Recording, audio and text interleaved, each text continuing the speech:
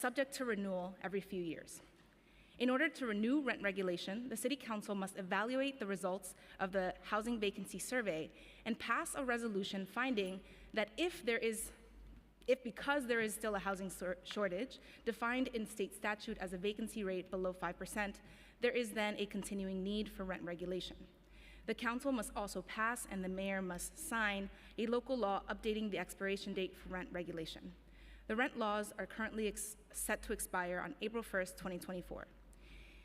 In order to determine whether there is a housing shortage, the city relies on the Housing Vacancy Survey, or HVS, conducted by the Department of Housing Preservation and Development and the U.S. Census Bureau every 3 years. The committee will hear from the Department of Housing Preservation and Development today on the findings of the 2023 HVS, which this year highlight a vacancy rate of 1.4%, which represents the lowest vacancy rate in 56 years.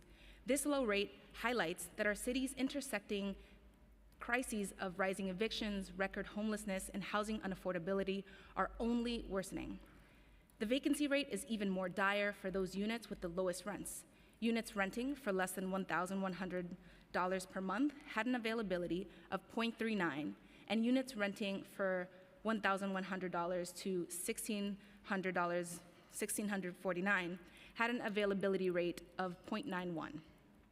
The HVS also found a crippling reality for the lowest income New Yorkers. 86% of households earning less than $25,000 per year, the median worker in my district, was severely rent burdened.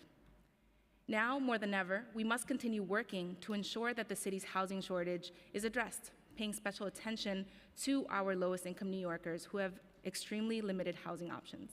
Today, we will hear an overview of the HVS findings, and we will hear one bill and one resolution, both sponsored by me. One in relation to the continuation of rent stabilization laws of 1969. The City of New York continues to exist and will continue to exist on or after April 1st, 2024.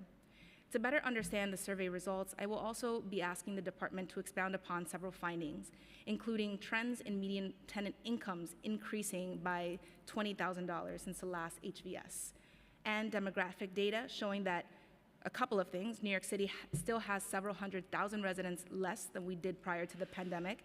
We have more units online and a higher vacancy rate. So how does the department explain these numbers? I would like to thank my chief of staff and my entire team, Sam Cardenas, Kadeem Robinson, Gerard Fernandez, Adrian Magali Mendez, Maria Villalobos, and Paola Olivo from my district team. I'd also like to thank the Housing and Buildings Committee staff, Taylor Zeleny, Austin Maloney, welcome for planning your first hearing today, Jose Conde, Andrew Bourne, Dan Krupp, Reese Hirota, for their help in preparing for this hearing today. I would also like to thank my colleagues on the committee for joining. Now I will turn it over to the committee counsel to administer the oath. Thank you. Please raise your right hand. Do you affirm to tell the truth, the whole truth, and nothing but the truth before this committee? I do. Thank you. You can begin. Good morning, Chair Sanchez, and members of the Housing and Building Committee. I am Ahmed Tigani, First Deputy Commissioner for New York City.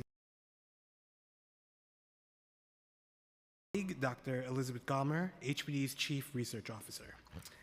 I would like to thank the committee for welcoming us today to testify in support of Preconsidered Resolution T2024-1227 and Preconsidered Introduction T2024-1228, and to discuss the initial findings from the 2023 New York City Housing and Vacancy Survey, shorthand New York City HVS. HPD submitted these findings to the Council on February 8th, 2024. For nearly 6 decades, the New York City HVS has been one of our most important tools for addressing the housing needs of the city, has provided critical data that informs our understanding of the city's housing stock, and has established the city's net vacancy rate, which the Council must consider when determining if New York City is in a state of housing emergency. Pursuant to state law, a housing emergency is determined based on the supply and condition of housing accommodations within a municipality and an identified need for regulating and controlling residential rents. The continuation of rent stabilization and rent control in the city depends on the determination by the council in a state of housing emergency still examine the supply of housing, the condition of housing, and the need for continuing regulation and control of residential rents and evictions. The New York City Housing Vacancy Survey is a representative survey of the city's housing stock that has been carried out about every 3 years since its first incarnation in 1962. It is the longest-running housing survey in the country and is of critical importance for understanding how our city is changing and what we can and should do to support improvements in policy and programming. It is the most up-to-date and representative survey available. As you know, if the council believes that the city is still in a state of housing emergency, it must pass the resolution and introduction being heard today between 30 and 60 days from receiving findings of the New York City Housing Vacancy Survey, and the mayor must sign the legislation before April 1, 2024 in order to extend rent control and rent stabilization. Before turning the microphone to research officer, I want to emphasize my gratitude to Liz and the entire team that ran the survey over the past 2 years, to the hundreds of New Yorkers, to the hundreds of New Yorkers past 2 years, to the hundreds of New Yorkers who dedicated their time and shared their information. The people of the city of New York, and especially the million or so households who live in rent-controlled and rent-stabilized housing, are deeply indebted to their service. Good morning. Thank you. I am Elizabeth Gomer, Chief Research Officer at HPD. Thank you for the opportunity to testify before the council today. My testimony here will present the main findings from the 2023 New York City Housing and Vacancy Survey, selected initial findings, including key statistics on the supply of housing, its condition, and the continued need for the regulation of residential rents and evictions. Before I present those findings, I would like to take a brief moment to talk about the source of these data and the importance of the survey. All of the data presented today, as well as those in our report, come from the data collected as part of the New York City Housing and Vacancy Survey. The 2023 survey is the 19th time the City of New York has conducted the NYCHVS, which is completed about every 3 years going back to 1965 in partnership with the US Census Bureau. It is the longest-running housing survey in the country and is a unique source of timely and accurate data on various aspects of our city's housing and resident population that is relied on by policymakers working on topics as varied as poverty, immigration, health, and of course, housing, among others. The NYCHVS is a scientific survey distinct from much of the other data available to in the 5 boroughs. Our sample is randomly drawn from a complete list of all residential addresses in the city to ensure that our data are inclusive of every type of housing in every community. At the heart of our data are the interviews completed each cycle with thousands of New Yorkers. In 2023, we completed about 10,000 interviews. These interviews are conducted by trained census field representatives in multiple languages using a set of questions that are designed and tested to ensure that they collect data in an accurate and neutral way. From administrative records, including the state's homes and community renewal rent registration data, code enforcement data, tax information from the New York City Department of Finance, HPD's own production data, and others. Our census field team conducts in-person observations of every unit, and our data are weighted by survey statisticians at the Census Bureau to ensure that the NYCHVS represents all of the 3.7 million housing units and more than 8 million people who call New York City home. All of the units sampled for the 2021 survey were also part of the 2023 survey, enabling us to examine not only point-in-time changes between the two surveys, but also look at change within units and within households. The NYCHVS survey methodology follows the best practices used by academic and scientific studies across the country and enables us to report reliable and valid information to all of you and to the New Yorkers represented in our data. The 2023 NYC HVS was conducted from January through the middle of June in 2023. Although the NYC HVS is the most up-to-date representative information we currently have available, it is important to note that it reflects this point in time. The estimates we share today, as well as the information provided in the report, are based on that time period. With that, let's turn to the findings. The citywide net rental vacancy rate in 2023 was 1.41%. That's one of the lowest vacancy rates recorded since the NYC HVS began and stands in stark contrast to the 4.54% vacancy rate reported in 2021, which was one of the highest vacancy rates on record. There was very limited supply across all price ranges, but of those that were available, most would not be affordable to the typical New Yorker. The median asking rent for units available for rent in 2023 was $3,000. A family would have to earn at least $120,000 to afford that, yet the median income of New York City renters in 2023 was $70,000. We see a continued severe shortage of supply among lower cost rental units. The net rental vacancy rate was less than 1% for units renting for less than $1,650 in both 2021 and 2023.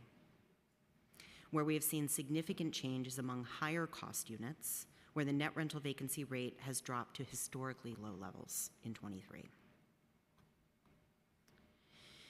In 20, there were, to understand these changes, housing supply, with a specific focus on how it changed by comparing point-in-time estimates between the two surveys.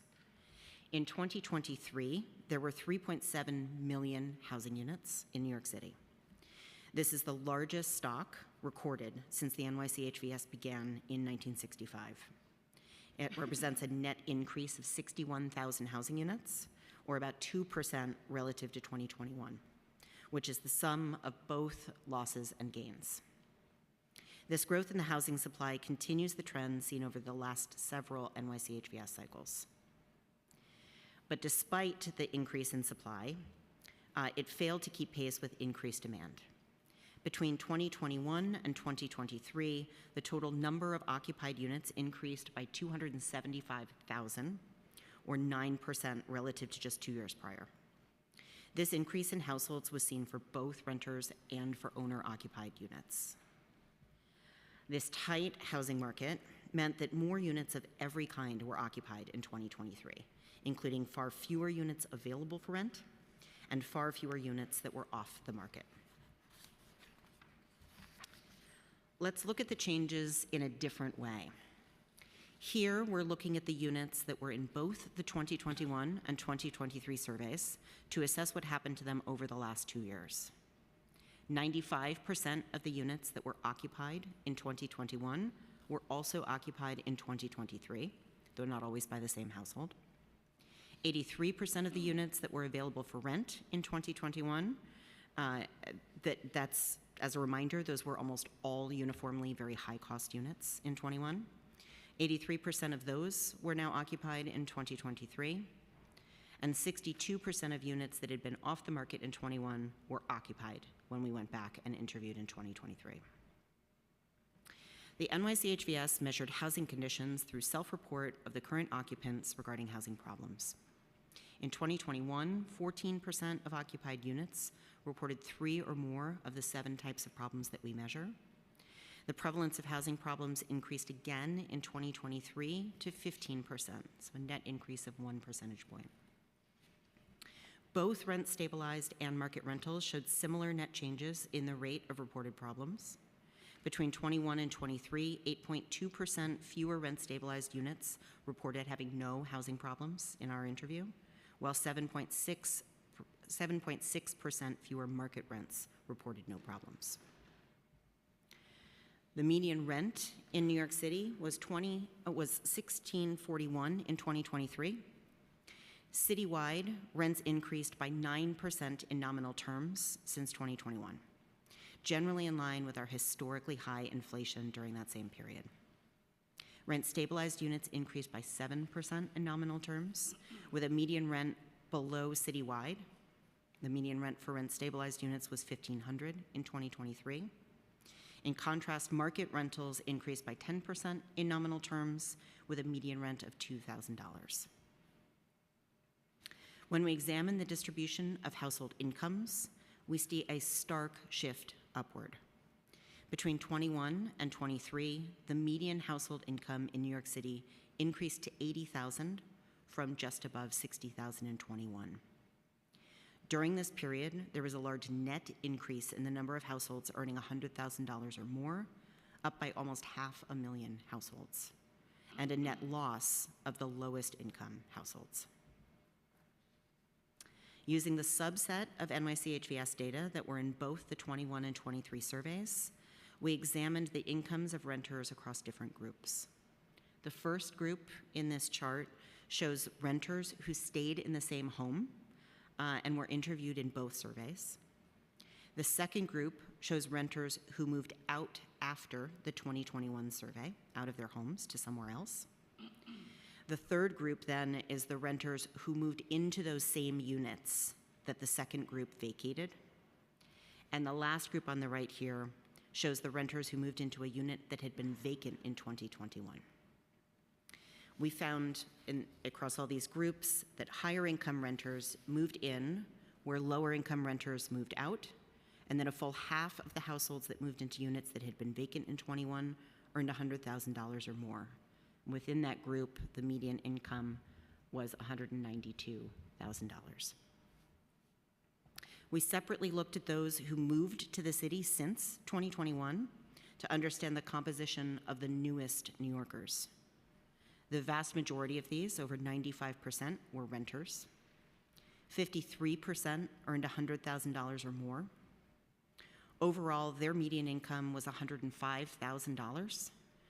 And among those earning $100,000 or more, the newest New Yorkers' median income was $200,000.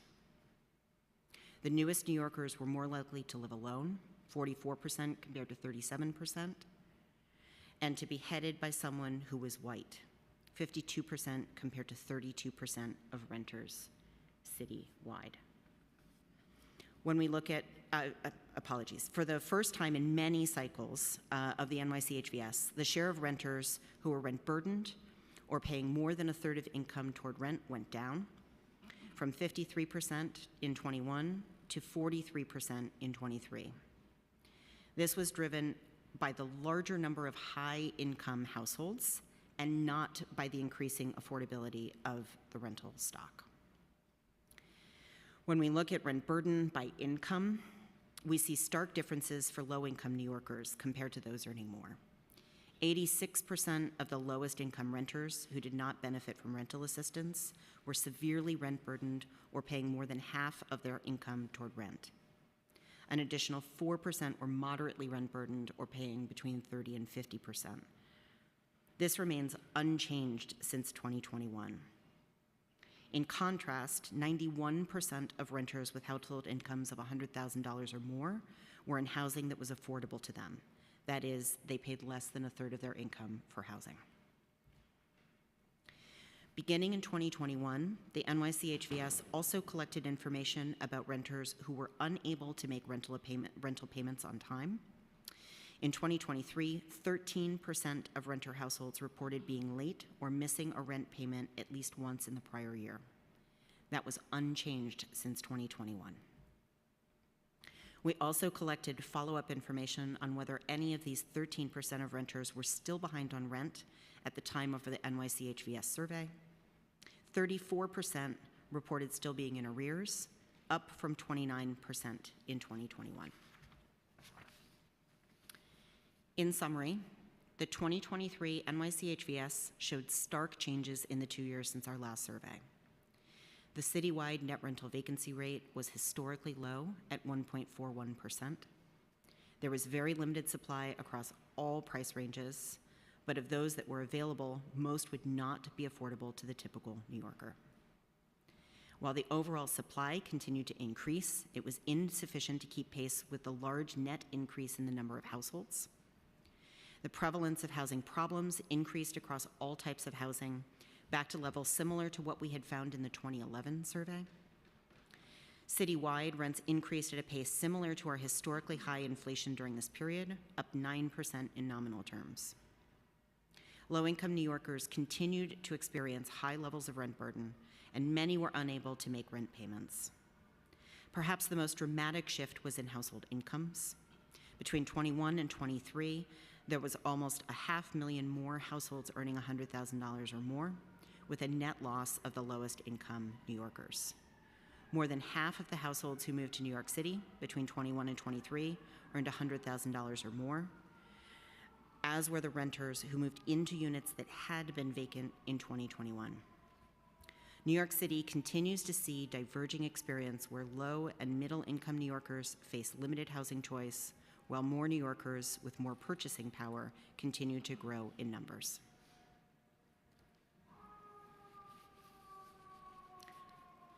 I'll turn it back now over to the first Deputy Commissioner. Thank you. Thank you again for the opportunity to testify, and we'd be happy to answer any questions. Thank you so much. It's hard to feel this sad after a presentation just full of numbers, but I actually feel emotional after hearing you, Dr. Gomer, and spell out the numbers in this way. In particular, validating what the experience is on the ground, right? About how tough the lowest income New Yorkers really do have it, especially those that are not receiving any rental assistance help. So I'm gonna start with a few questions, and then I want to turn it over to colleagues just to be respectful of their time, and then circle back. But starting very broadly, for the agency, what does a vacancy rate of 1.4% mean, and in particular, a 1.4 vacancy rate that is comprised of the breakdown that you just shared? If I can first start with that answer, and I also want to highlight a couple of other things that I think gets to the question that you asked. As Dr. Gomer's testimony highlighted, from the findings in the 2023 HVS, something's very clear. As the city has emerged from the COVID-19 pandemic, our housing crisis has worsened over the last 2 years, and New Yorkers are feeling this on multiple fronts, as you had indicated in your response. Too many New Yorkers are experiencing rising costs and are worried about being able to pay the rent, and many others are unable to move to a new home because of the dearth of low-cost apartments on the market. While the housing shortage is felt by all households, low-income households feel this the most deeply. They face the lowest vacancy rates amongst homes they can't afford and experience the highest levels of rent burden. So this brings us to the important role of rent stabilization housing in our city. A strong rent stabilization system, coupled with our unparalleled investments in affordable housing, has helped ensure that we have as much low-cost housing as we do, and has helped many New Yorkers remain in their homes and exercise the choice to stay in their neighborhoods. Rent stabilization supports our work in affordable housing. The housing we finance is rent stabilized in exchange for our public investment and provides an extra layer of protection for those renters. HPD is focused on advancing our pipeline of deeply affordable housing projects, preserving our remaining stock of low cost and affordable housing, and supporting critical efforts to build more housing citywide. However, we do need more to address the need, and it requires action and partnership at both the local and state levels to address the issues and the findings that you see in this survey. So with this year's state legislative session in full swing, we urgently need action from our partners in Albany to enact a housing agenda to allow us to build and preserve more housing efficiently, effectively, and equitably.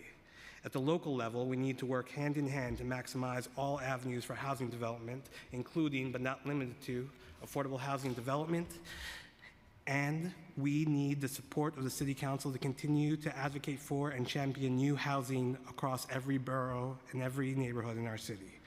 We are thankful for Speaker Adams' leadership and this council's support in passing the Fair Housing Framework Law, which is a consequential step towards ensuring every neighborhood contributes to building more housing, including low-cost and affordable housing in our city. In passing the City of Yes housing opportunity, the City Council can take a monumental next step to unlock housing opportunities citywide and helping us fulfill the spirit of the Fair Housing Framework Law. At the same time, we must continue to invest in and preserve our limited stock of low-cost housing to preserve further exacerbating the existing housing crisis. So, in focusing on the findings and focusing on the legislation that we're here to discuss, the net rental vacancy rate is less than 5%, a precondition to a finding of housing vacancy. That is what the survey has shown us. We have provided information about the supply, condition, and continued need within our housing stock. We share data indicating that many of our neighbors, especially low-income New Yorkers, are struggling to remain stably housed in our city. We look to the council to determine whether we remain in a state of housing emergency and in turn the future of our rent-stabilized and rent-controlled housing stock. And I'll turn over to Dr. Gomer to go further. Thank you. I think of all of the findings from the 23 survey, the net rental vacancy rate is very telling of how dramatic some of the changes are that we've seen in a relatively very short period of time over this 2-year period relative to our 21 survey. The net rental vacancy rate of 1.41% is certainly dramatically lower than it had been just 2 years prior. But I think it's also important to note where there has been consistent findings across both of those surveys, and that is a dramatically low shortage, or a very large shortage of the lowest cost units.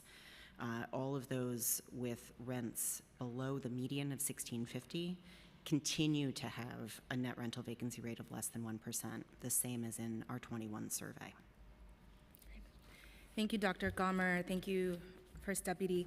So, turning to questions about the survey, as First Deputy mentioned, it is a precondition that this council finds that the vacancy rate is less than 5%. So just going to ask several questions about the survey itself, survey methodology. Can you tell us about the collaboration between the Census Bureau and the agency? How is the data collected? How is a representative sample across housing types ensured? Sure. I covered some of that in my testimony today, but I'm happy to go through that. It's an incredibly important part of what this survey does. It's incredibly important that we provide the most accurate and reliable information, so I'm always happy to answer questions about our approach and our methods. The NYC HVS follows best practices in representative surveys. We start by drawing a statistical sample of units from the entire residential address list in New York City, so as our frame. That's a first incredibly important step here to make sure that we're not only selecting and interviewing a certain type of unit or a subset of units that are easier or more convenient to interview, right? It's important that every single housing unit has a chance of being sampled. And then our census team, which comprises several hundred people, works those cases. They recruit households. If it's an occupied unit, they seek to interview the most knowledgeable person who lives there, collecting a whole range of information about their unit, their building, themselves, and anyone else who lives with them. If our census team finds that the unit is not occupied, then they complete a separate interview that asks questions that are specific for what we are looking to understand there. And that can be completed either with an owner or a managing agent, sometimes a combination of people, in order to get the most accurate and complete information. Those interviews really are, as I testified today, the heart of our survey. We feel it is incredibly important to speak to New Yorkers about what is happening in New York City. But that said, we also then leverage additional information that we match to our sample. The Census Bureau has been great partners in helping us to do that. So we include all kinds of other secondary information, including all of HCR's rent registration data, not just as of the moment, but in fact going back at least a couple of decades. We match to other information with tax records, HPD production. We've recently partnered with the OCA to be able to match eviction records. So this gives us additional rich information that's just not feasible to collect in an interview setting. But again, all of that is matched to this representative sample that makes sure that we have coverage of all of those types. And of course, then our data are weighted to account for who we actually were able to reach based on the inverse probability of selection, and follows, again, all of those best practices for appropriate survey methodology. Thank you so much. I'd like to acknowledge we've been joined by Councilmember Ressler and Councilmember Feliz. And I'm going to ask one more question before I turn it over to Councilmember Aviles, followed by Ressler. So, regarding one of the findings that I find to be the most striking, it is this jump in high-income households and complementary, maybe, replacement. There's been replacement of high-income households, of low-income households by high-income households. So a policy question. For renters whose income is less than $25,000 and who do not have subsidized housing, you mentioned that 86% are severely rent burdened, but the full 90% are rent burdened. What is HPD doing to address this affordability issue? And in particular, I know the council and the administration are at odds about FEPS voucher expansion, but the mayor and the state of the city announced an expansion of Section 8 housing vouchers to address the crisis. Can you tell us what the status of that is? And can you tell us about any federal advocacy that the agency is doing, particularly as Washington, D.C., as Congress debates LIHTC reforms? Absolutely, and thank you for the question, Chair. So first and foremost, I will reiterate that the most critical and largest and abundant supply of affordable housing is our rent-regulated stock, and making sure that's protected, making sure that we are investing in buildings that have that rent-regulated stock is a major priority for the administration. Our preservation work and the dozen or so different term sheets that we have targeted to different types of rent-stabilized and rent-regulated apartments, making sure that owners are following the rules and regulations attached to rent regulation overall, rent regulation overall to meet the need in this city. HPD is committed to doing its part to build housing that targets and helps our most vulnerable New Yorkers. You can tell just by our calendar 23 figures in new construction alone that 41% of our subsidized new construction went to helping extra low-income families up to 30% AMI. 58% of our subsidized new construction went up to families up to 50% AMI, a household of three making $63,000. And 88% of that new construction amount helped families up to 80% AMI. In addition, we layer vouchers to help continue to reach the deepest and most in need of support, so rental assistance supplementing that work, in addition to ensuring that those buildings have a financing framework that works in the long term by including multiple income tiers, because not only are we here to help one side, but we also see that there's a need for moderate and middle income families too. The other thing that we need to see is housing production throughout the industry. So subsidized housing is one part, but we need to be able to have both as-of-right and subsidized housing. We need the state to help us with an as-of-right tax benefit. We need to see our ability to have more flexible residential floor area permission at the local level, so we can build more in areas that have assets and a zoning framework that allows us to do more. We need to allow and have more permissible development in every neighborhood through City of Yes, so that every neighborhood is part of the housing solution. And yes, part of our funding for affordable housing comes from city tax levy. This administration has put in $23 billion over a 10-year plan, the most that we've seen in capital investment in affordable housing.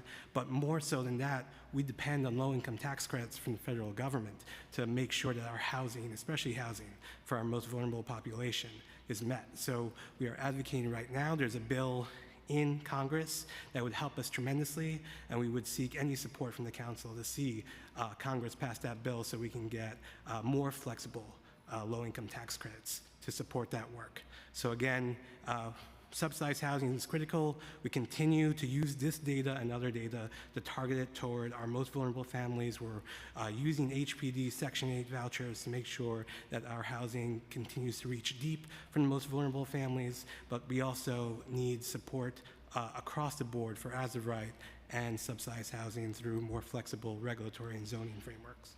Thank you.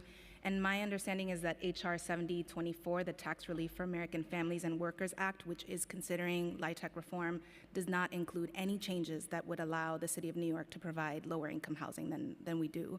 So I will support, and I'll ask my colleagues to join, but we need to do more. You mentioned the AMI levels, the low income levels at which HPD has been targeting production. What AMI level does a $25,000 per year income correspond to? So, as I mentioned, our subsidized housing for our extra low-income households and our very low-income households, so that's around 30% AMI and lower. So you can see in our calendar year, 2023. Numbers that we were subsidizing down from 30% AMI, 41% of our new construction for 30% AMI and lower. Additionally, and again in partnership with the council, legislation was passed to make sure that we had pathways for homeless New Yorkers as well. So at least 15% of our term sheets are set aside for homeless New Yorkers. In addition, we have developer partners who may volunteer more. And sometimes we have between 15 and 30% of our projects have a flex to be able to do that. So we work closely with those developers and DSS to make sure that we have opportunities in our pipeline to continue to push to help our most vulnerable New Yorkers. And beyond that, through a combination of financing and rental assistance, we are able to do even more. Going to attempt to answer my own question. Appreciate that reiteration. But an income of $25,000 a year for a household corresponds to much less than 30% of AMI. And we're talking about 90% of households that earn less than 25%. Those are the ones that are suffering the most.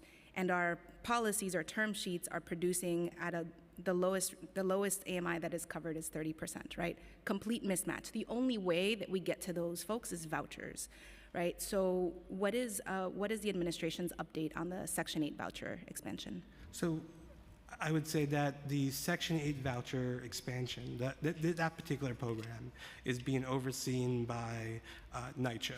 HPD vouchers continue to be available to support lower income tenants in our development supply. We also have tenant referrals that go through special purpose vouchers, like for individuals with disabilities, or we have vouchers that again are focused on homeless and at-risk homeless households. Just recently, we were able to put 7,800 vouchers collectively between NYCHA and HPD into our communities through the Emergency Housing Voucher Program. So I would defer to NYCHA on the question of the Section 8 rollout, but they have been fully focused on making sure that's a successful program moving forward.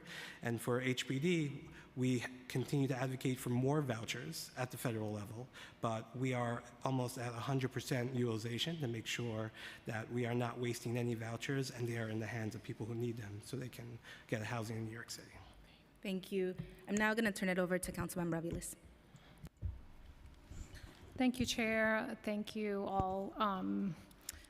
I ditto the sentiments of the Chair around how depressing this story is, and certainly it matches what we see in our district offices all the time, increasingly where our most vulnerable New Yorkers have no options. we're in a critical state.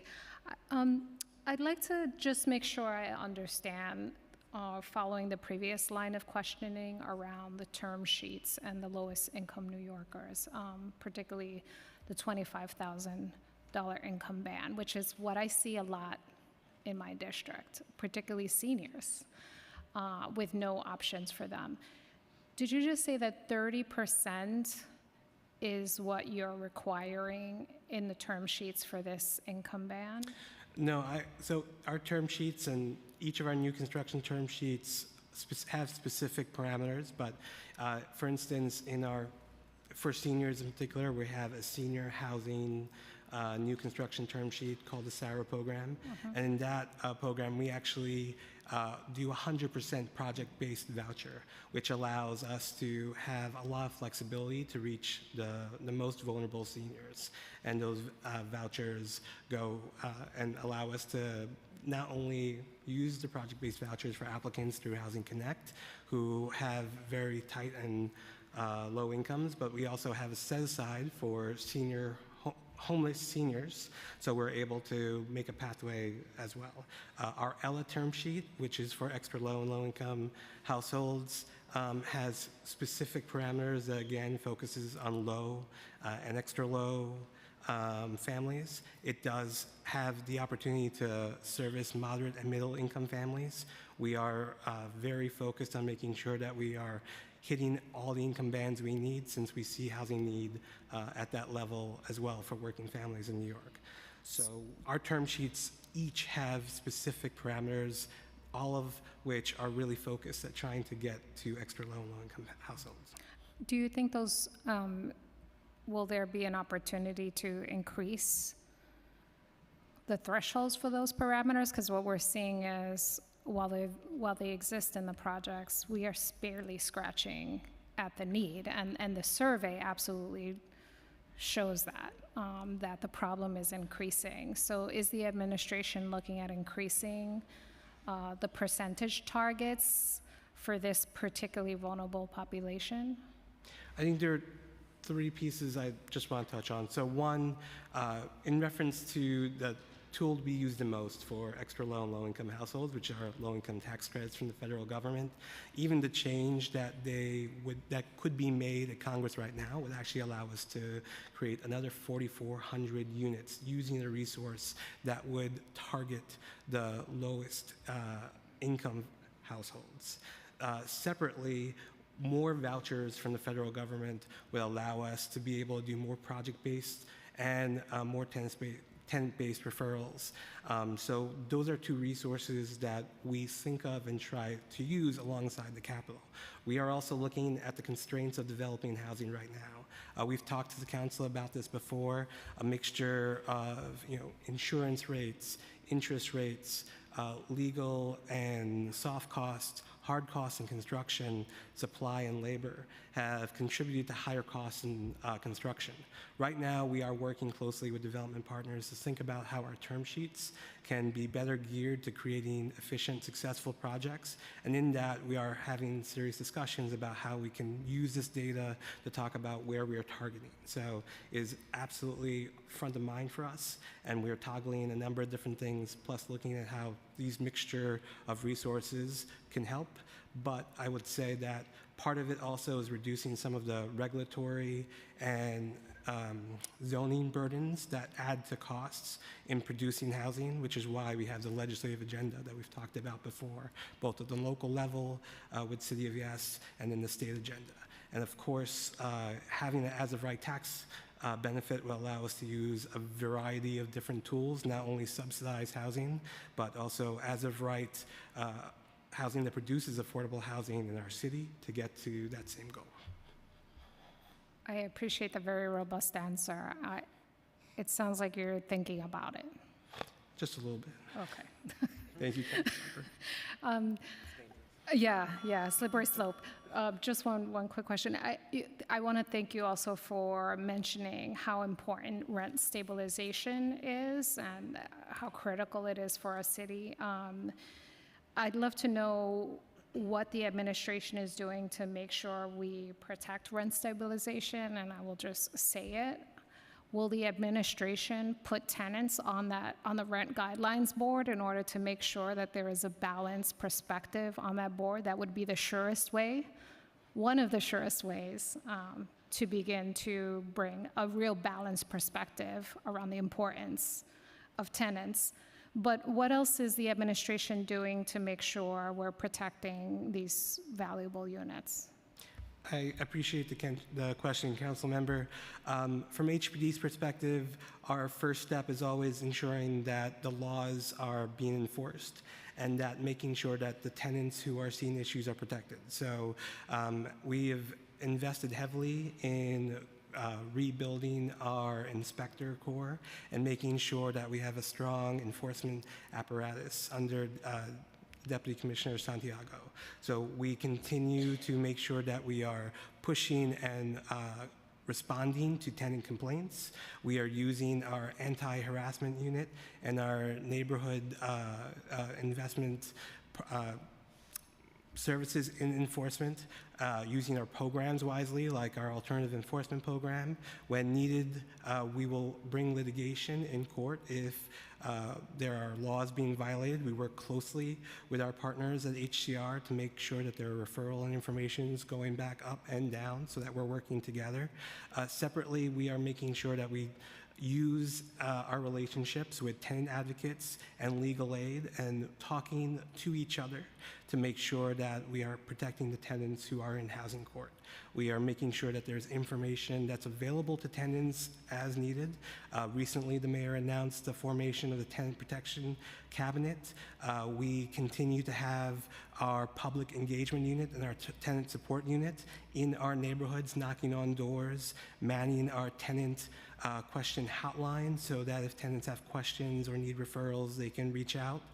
Both our home-based programs run by HRA and our housing ambassadors through the HPD Housing Ambassador Program serve as CBO resources in the community, not only for questions about how to get help, as they are the leaders and voices who understand how their communities need this assistance. So they are providing questions to their communities, and we are getting feedback from these CBOs about how we can help further. And we continue to build out pilots and programs that have been successful in the past. So in the past, we had the Partners in Preservation program. It was a successful pilot in 3 neighborhoods that now has been baseline in the budget. We will be working in more neighborhoods. It's a partnership between tenants, legal aid, community-based legal aid organizations and tenant-based organizations to work with enforcement and our preservation program so that we're targeting resources on the enforcement side or finding buildings that need preservation assistance through that partnership. So those are just a few of the ways that we're doing it, but at the end of the day, rent regulation is critical to all parts, and we're finding different ways to defend that and protect it. If I may, I just add one thing. These are obviously really critical direct program and support mechanisms, but I think it's also very important to recognize that the information that we gather and share, not only for today's hearing, but much more broadly, we also are showing a commitment to putting clear, accurate, and representative information that speaks to what is happening for rent-stabilized tenants in rent-stabilized units over time, and that all of that is also made as a public asset to be able to help make measured decisions that hopefully are effective for whatever is needed to make our city continue. Thank you. Dr. Gomer, I'm going to turn it over to Councilmember Ressler, but I just wanted to ask a clarifying note. On your slides 7 and 8, you show that the number of vacant and available apartments for rent have declined by nearly 70,000, and vacant not available is down by 123,200. So it seems like the survey is showing us that we have more units in the city of New York, 60,000 more. We have more units online and fewer unavailable. Am I understanding that correctly? Can you expand upon that a little bit? Yeah, that's absolutely correct.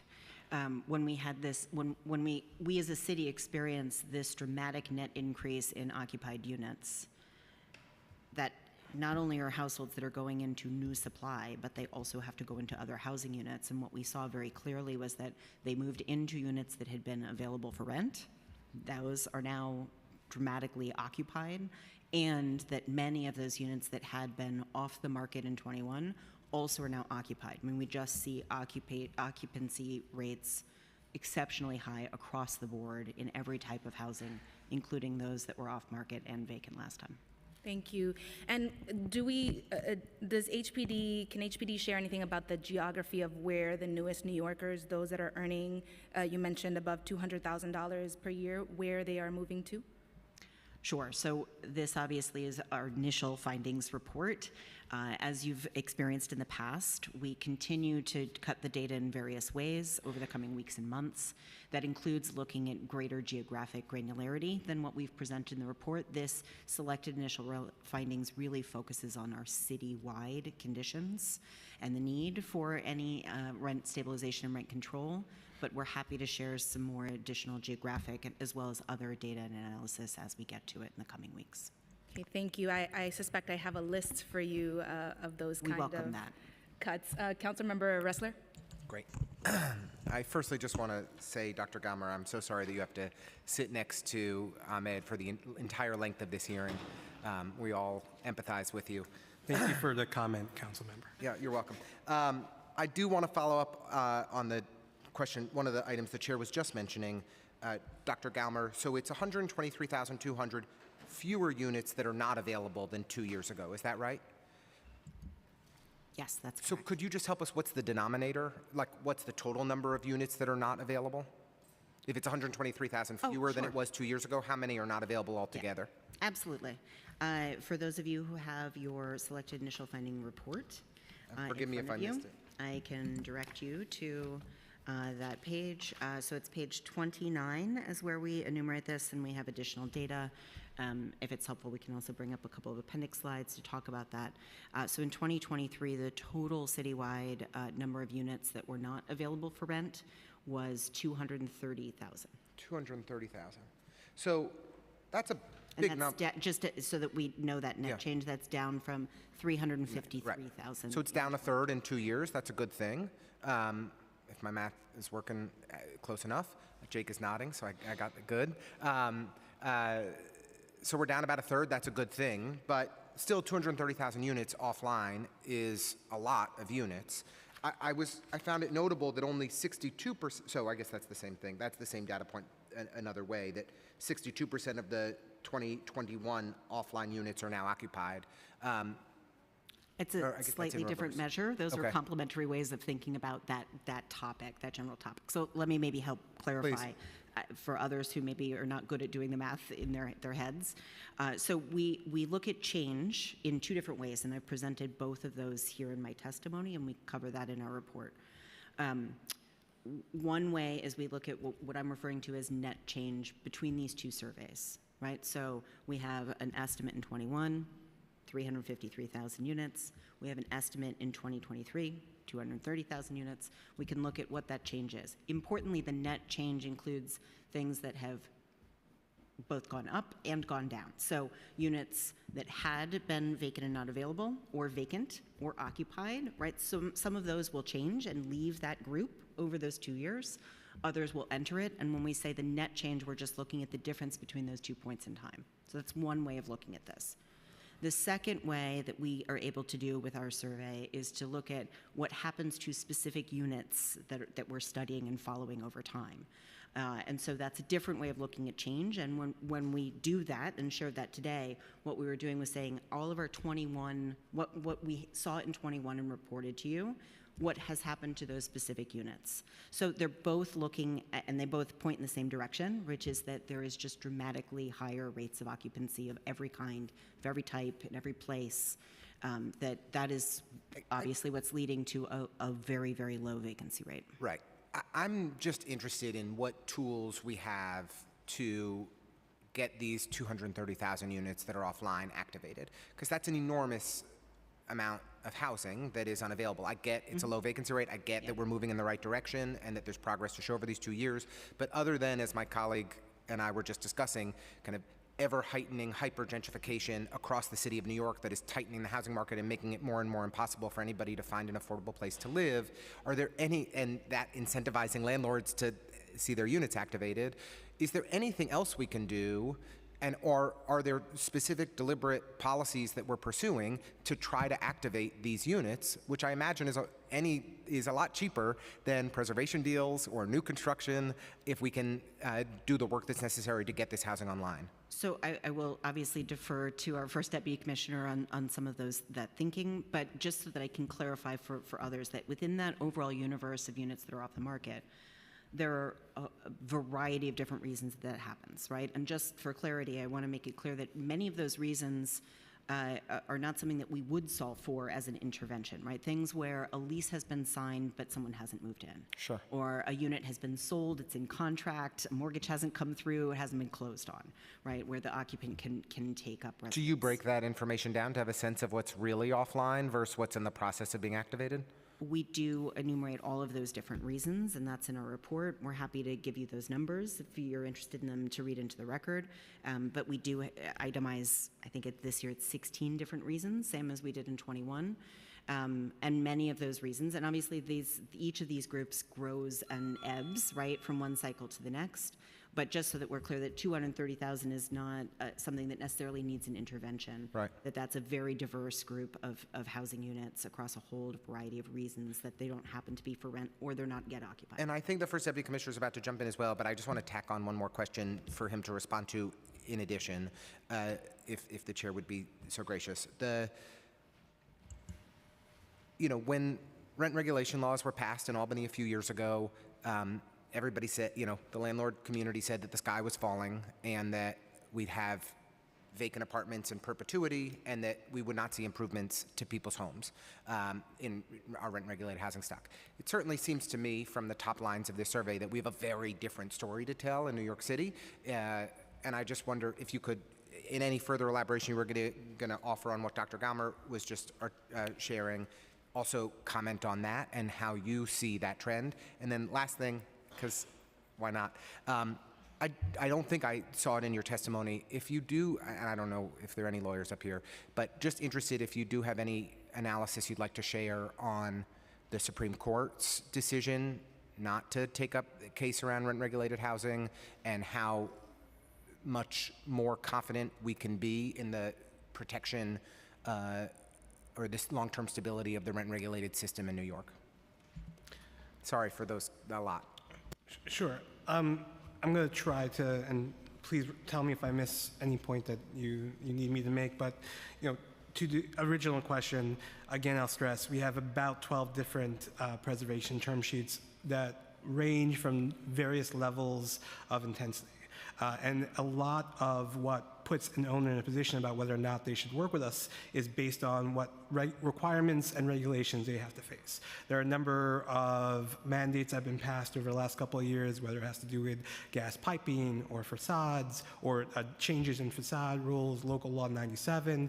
We have gone ahead and either designed programs. We have sought both local money. We're using federal money around electrification and decarbonization so that the incentive is beyond just getting a unit online. There is further incentive in the fact that they have to be in compliance with these rules and regs. The city has then made it its priority to make sure that we have money, resources, and tools to put them in a pipeline to do that.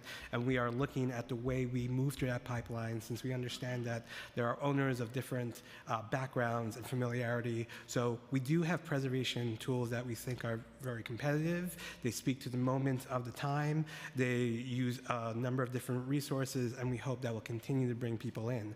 And as a bedrock of that work, we use rent stabilization and rent stabilization framework to make sure that the people in those buildings that we finance are protected.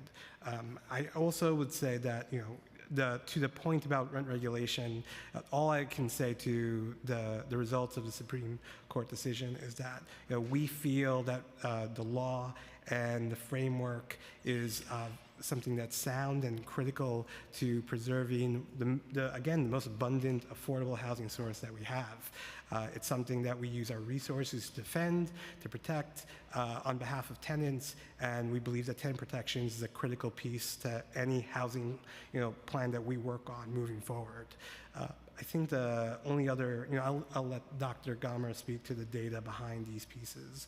But again, we think that we And have... your thoughts on rent regulation? I mean, the narrative that landlords tried to put out after rent regulation was passed, it seems like this report tells a very different story around occupancy and home improvements. Could you just speak to that? The only thing I would say is that one very important piece is that we know that the building portfolios in general saw tremendous pressure during COVID, continue to see pressure as a result of meeting the needs that they have in front of them now over the last couple of years, making sure that they're up to standards and the right code regulations. I think working with the council to see J51 move forward will be a huge help to meeting those needs and making sure that we are where the city can help, we can do that work. But there have been pressures. I'll let Dr. Gomer talk to how the data speaks to exactly that data point. Sure. So I think your question actually was phrased exactly right, that what we see in our data and measuring this consistently between these two cycles is that as across the board, we saw more households occupying more units of every type. That was also true for rent-stabilized units that we had seen be off the market for various reasons in 21. That, as a reminder, had been about 42,000 units, and now that's down to about 26,000 units. So that's a very also stark drop, right? It's following the same pattern that we've seen across the board. The other thing, following up on our conversations that we had with you, I think earlier in the spring on these particular issues, we did obviously go back and measure again how many of those units were low cost and in need of repairs and had been empty for 12 months or longer, right? Those being just one way of measuring this argument that rent stabilization, puts many units in a position where they're not financially feasible to rent. For the 20, and as a reminder, in the 21 survey, we did not see many of those units. We saw just about 2,700 rent stabilized units that had been off the market for a year or more, in need of repairs, with a legal rent of less than $1,000, right? That's what we had discussed from the 21 survey. Now, in 23, we measure that again. We, in fact, have so few of those units that we couldn't use the $1,000, under $1,000 as rent. We couldn't measure that in any reliable way. So this year we measured how many rent-stabilized units are off the market for a year or more, in need of repairs, with a legal rent of less than $1,500, which is the median rent for those units. And it was 1,700. So even though we're looking at a slightly larger tranche, we're seeing a lower number. So again, every one of these measures, in rent stabilization as well as elsewhere, we're just seeing that there are more households in more units and very dramatic drop-offs of all types of vacant. In an altogether depressing report, I'm happy to hear that strengthening rent regulation protections did not allow the sky to fall. That, again, these are housing conditions, and the city has tools to help owners with those housing conditions. Thank you, Councilmember Ressler. I'd like to acknowledge that we've been joined by Councilmember Dinowitz. So I first want to just clarify or follow up on Councilmember Ressler's first question on units, again, slide 8, units that were not available in 2021 that are available in 2023, 62%. How does that 62% compare to previous comparisons between HVSs, if you have that information? That's a great question. I don't have those historical data with me or off the top of my head, but I'm happy to follow up and give you back in time what that looks like. Okay, thank you. The one thing that I may add while we're just on that topic and in combination with Councilmember Ressler's question, we did look at the subset of rent-stabilized units and what had happened to those specific 42,000 units between 21 and 23. So as a reminder, as you just said, across all units that were off the market, 62% were occupied 2 years later. For rent-stabilized, it was 75% were occupied 2 years later. Right. So again, using those two complementary ways of looking at change. Thank you. That's really helpful. And this is with the broader definition, or this is just the rent stabilized? The 75% is the totality of all of the units that were rent stabilized and off the market in 21. So that's at all price levels, right, in all types of buildings, in all neighborhoods. That's 75%. Yeah. Are there any observable trends that you can share at this time between rent stabilized units that are rent stabilized built before 1974 and post 1974? So we've only, again, started to sort of do the next layer of analysis in this. We haven't done a tremendous amount of work in pre-1974 versus post-74. What I can give is some context, and then always open to whatever analytic questions, if particular, you're interested in. So for those of you that are not so fluent in rent stabilization, as a reminder, rent stabilization covers about 1 million units in New York City. This is separate from rent control, which is very different, older form of rent regulation. And 1974 is a very important date in rent stabilization, right? The million units are a very diverse group. They cover a lot of different cohorts of buildings that were built under different programs. They're subject to rent stabilization for various reasons, right, et cetera. It's a very, very diverse group of that million units. 1974 is important because that sort of is often used as a proxy for original rent stabilized units that were statutorily part of rent stabilization under the Emergency Tenant Protection Act of 1974. There's our date, 74. And that is still a very, very large share of that million units. It's about 780,000 of the million or so rent-stabilized units are built before 1974. But the one thing that I will say to that is that, and that means that about 180, 190,000 were built after 74. Because of the nature and sort of the layered rent stabilization statutes, it's important to note that we have units that are subject to rent stabilizations by virtue of being older buildings, 6 or more units. But the other way that units opt in or become subject to rent stabilization primarily is through either tax benefit programs or participation in an affordable housing program, right, where our regulatory agreements require them to be rent stabilized. So when we talk about 1974, those older buildings, just a reminder that many of those are also part of an affordable housing program, right? Our preservation work is almost exclusively in older rent-stabilized buildings that sort of overlap with that. And also tax benefit programs, particularly J51, right, which we know is in discussion right now. But J51 also would obligate rent stabilization in exchange for receiving those benefits, and that tax benefit program also almost exclusively served older rent stabilized buildings. So just a reminder that 74 is an important marker in many ways, but is not really a very complete look at what types of units are subject to rent stabilization or why. Yeah, I think that the question is trying to get at an understanding of using 1974 as a proxy also for who receives tax benefits, subsidy versus not, and what are the differences in condition between those buildings. Okay, so there were 41,270 units undergoing or awaiting renovation where no other reason was also applied, statistically similar to the 37,320 units in 2021. What is HPD doing to assist owners, where applicable, to make renovations in these units and bring them back to the market? And do we know anything else about these renovations? You mentioned that the survey methodology compares administrative data from different agencies. Do we have information about DOB permits versus these renovations and what timelines might be? Sure, so I can maybe start and then I'll pass it over.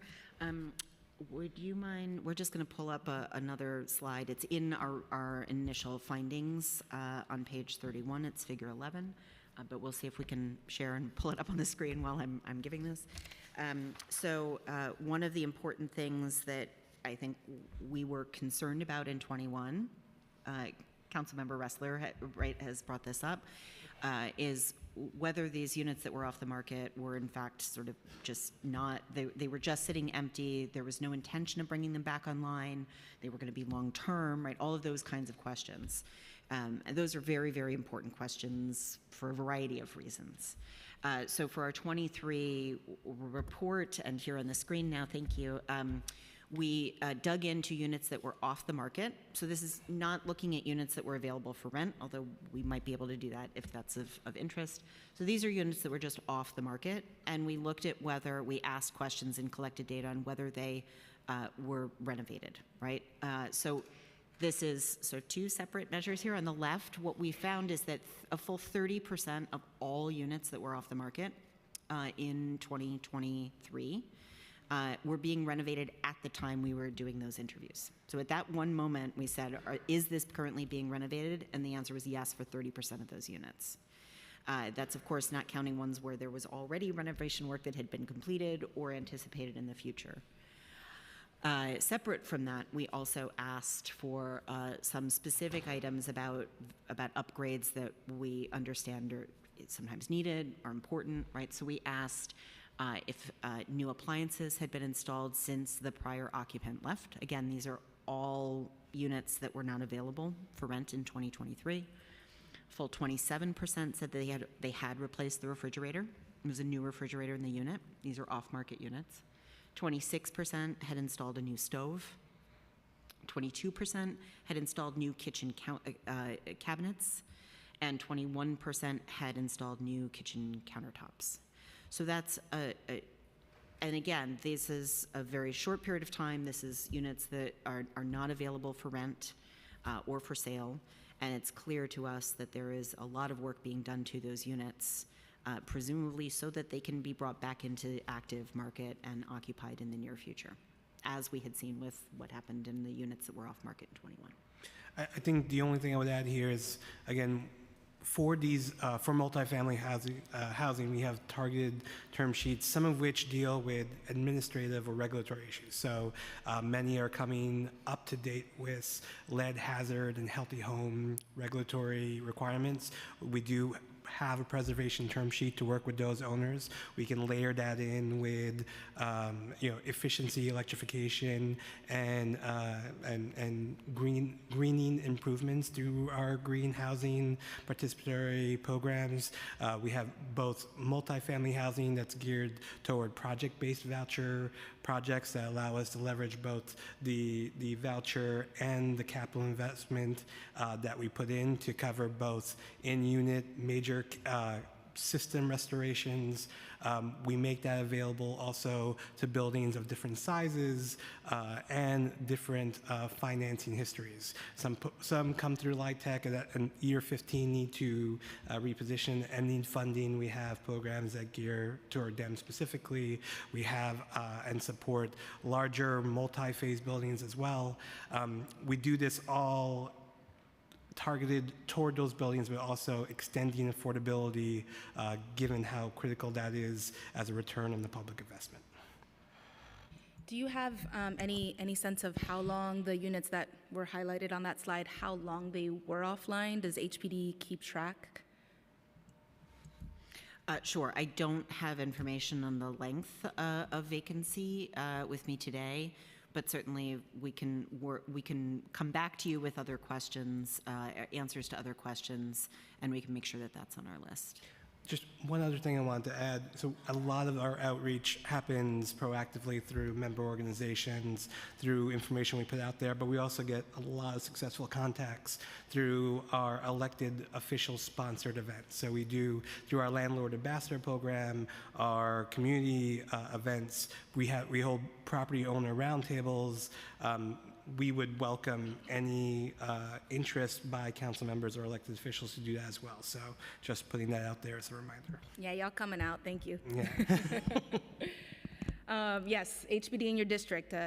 Bring them to yours.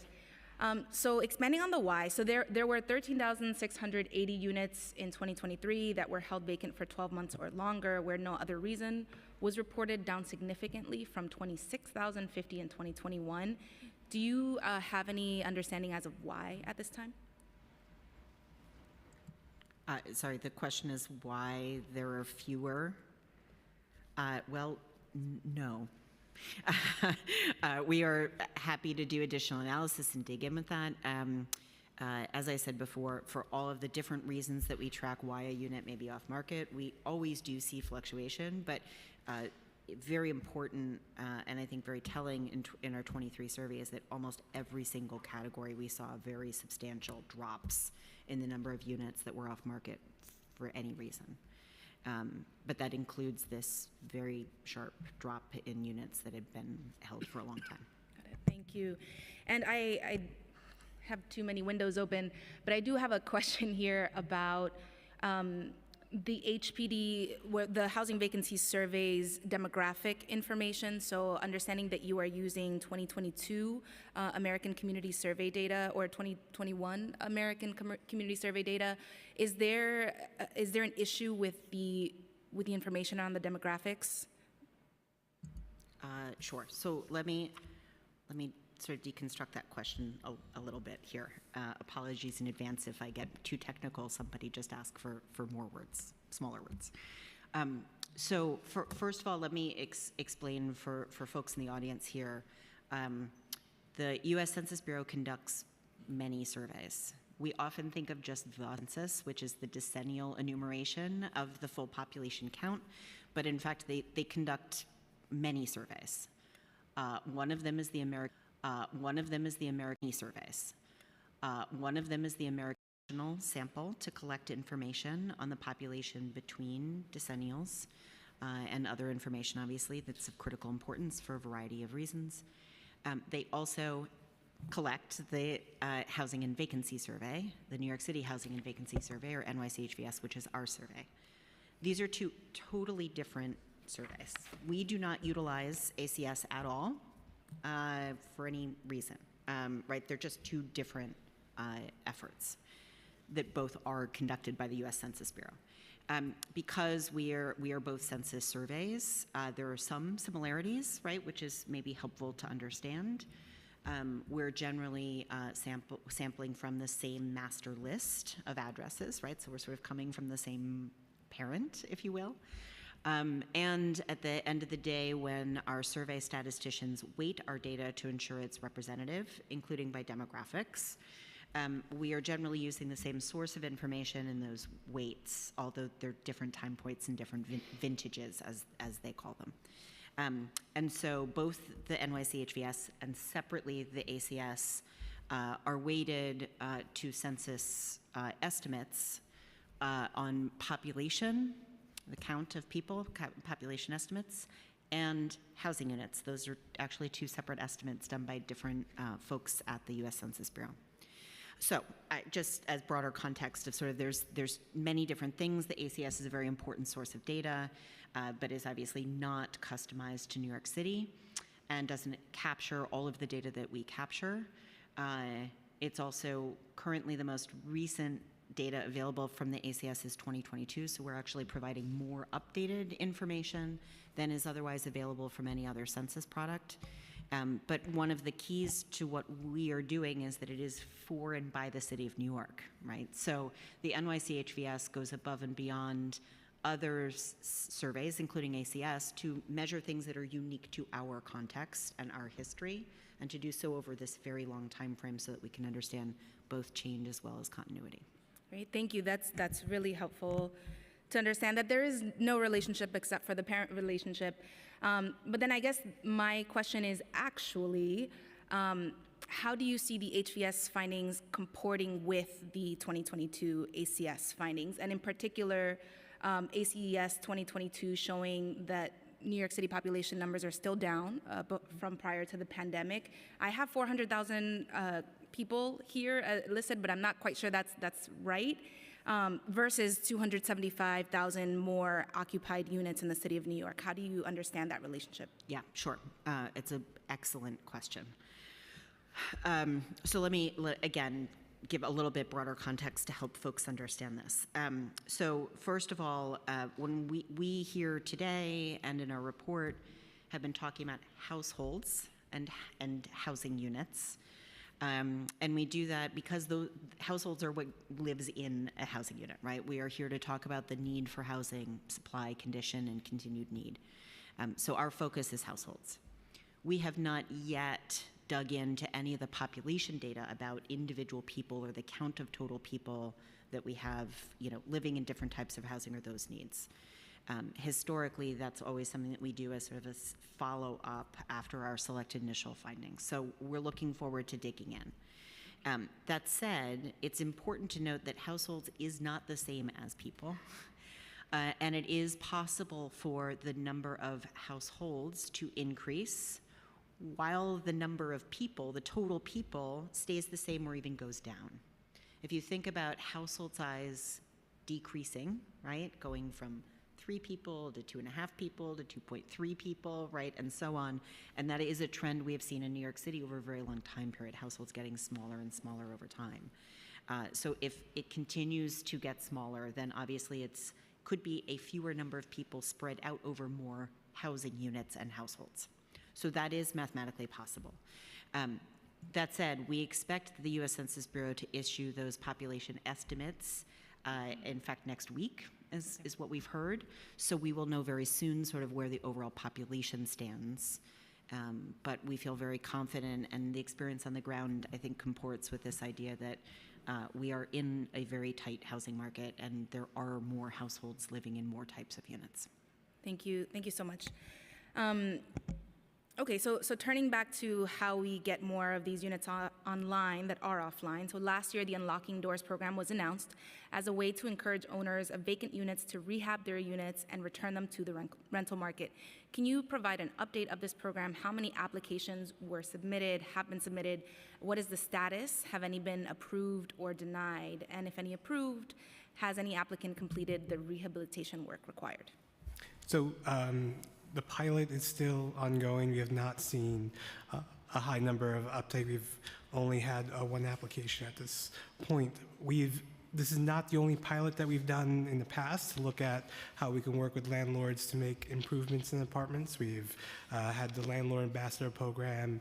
We did a pilot with CBOs during the Emergency Housing Voucher Program, where we looked at making repairs to allow for easier HQS inspection approvals. So each pilot comes with its own circumstances for us to figure out and work.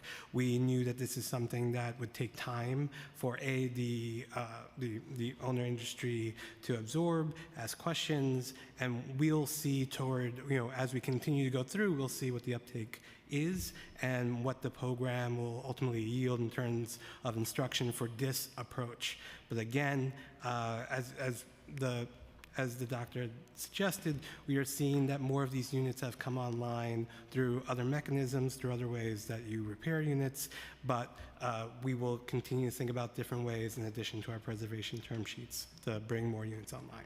Got it, thank you. And just for completeness sake, saying out loud that the Unlocking Doors pilot, and please correct me, would provide a landlord with $25,000 to repair a unit if they accept a tenant that has a city FEPS voucher. So what feedback have you heard from the industry? One thing that I've heard multiple times is $25,000 is not enough of a support. Or what have you been hearing from that one applicant or others that you've heard from? I mean, I don't have all the feedback with me at the moment. Again, we have seen there are units that are different levels of that have different levels of need. Some are very small fixes that will allow a rental assistance applicant the ability to occupy that unit. Some of the repairs are more extensive. Some of them lead to major capital improvements, which are on the more costlier side of the preservation work. So that's why that we have both tools that are more discrete for the lower end, and we have more extensive tools for full building rehabs or major capital work. And so whenever we see an owner who comes to us, once we have a better sense of what their physical needs assessments are, we drive them to the right tool. Got it. So a la carte HPD services. Thank you First Deputy. I have a series of questions that I suspect you won't have the answers to today, but I want to enumerate them. I'll do that next up. But one more sort of clarifying question on the HVS. So the 2023 HVS identifies a higher prevalence of most housing quality issues relative to previous HVS cycles, so a higher number of units that are facing these housing quality issues. When segmented by status, we have public housing units in the worst shape, with then rent-controlled units following and rent-stabilized units following that.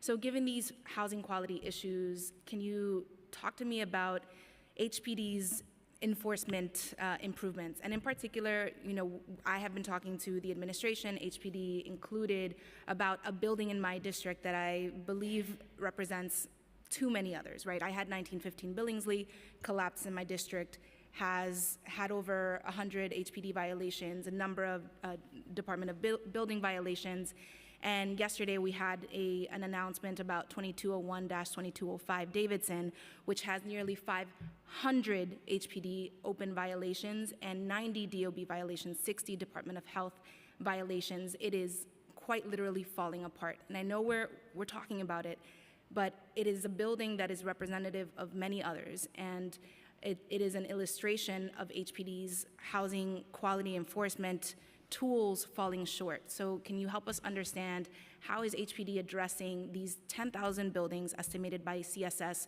who are in these desperate conditions of having pervasive housing maintenance code and other violations and issues?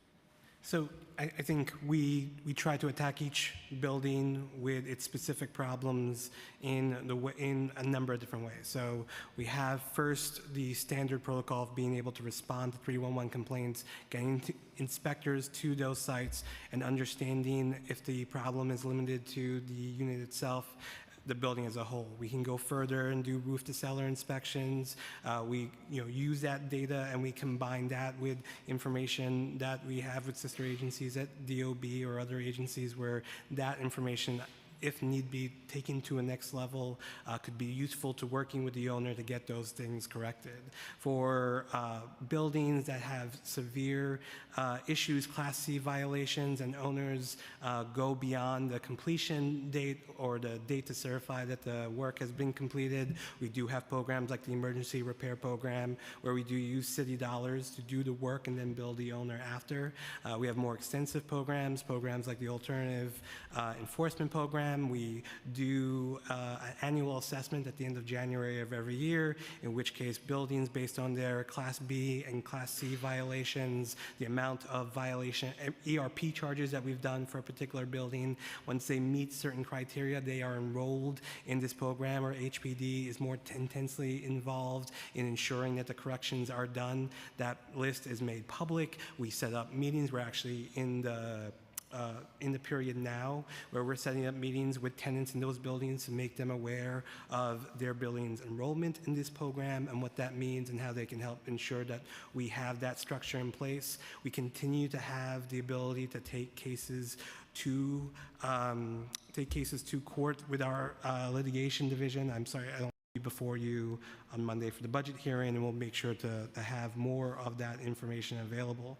So and then separate and apart from that, we proactive and cross-agency work either through the harassment task force, where it's we're sitting with both DOB, DP, other enforcement agencies. We're working with the various district attorney offices where it makes sense. We have the tenant protection cabinet where we're doing proactive outreach to tenants so that we're getting the information about the most problematic buildings so we can understand where there's portfolio issues. There's both a reactive framework in place for HPD using tools of various degrees, and there is a proactive focus through a task force that's geared from a tenant's perspective and a tenant's lens, not only using HPD's resources, but sometimes you have construction and harassment, which is why you have the Office of the Tenant Advocate at DOB. And those are two offices that work, our office and their office works closely together to see where we could be maximizing our resources. So again, it's both reactive and proactive.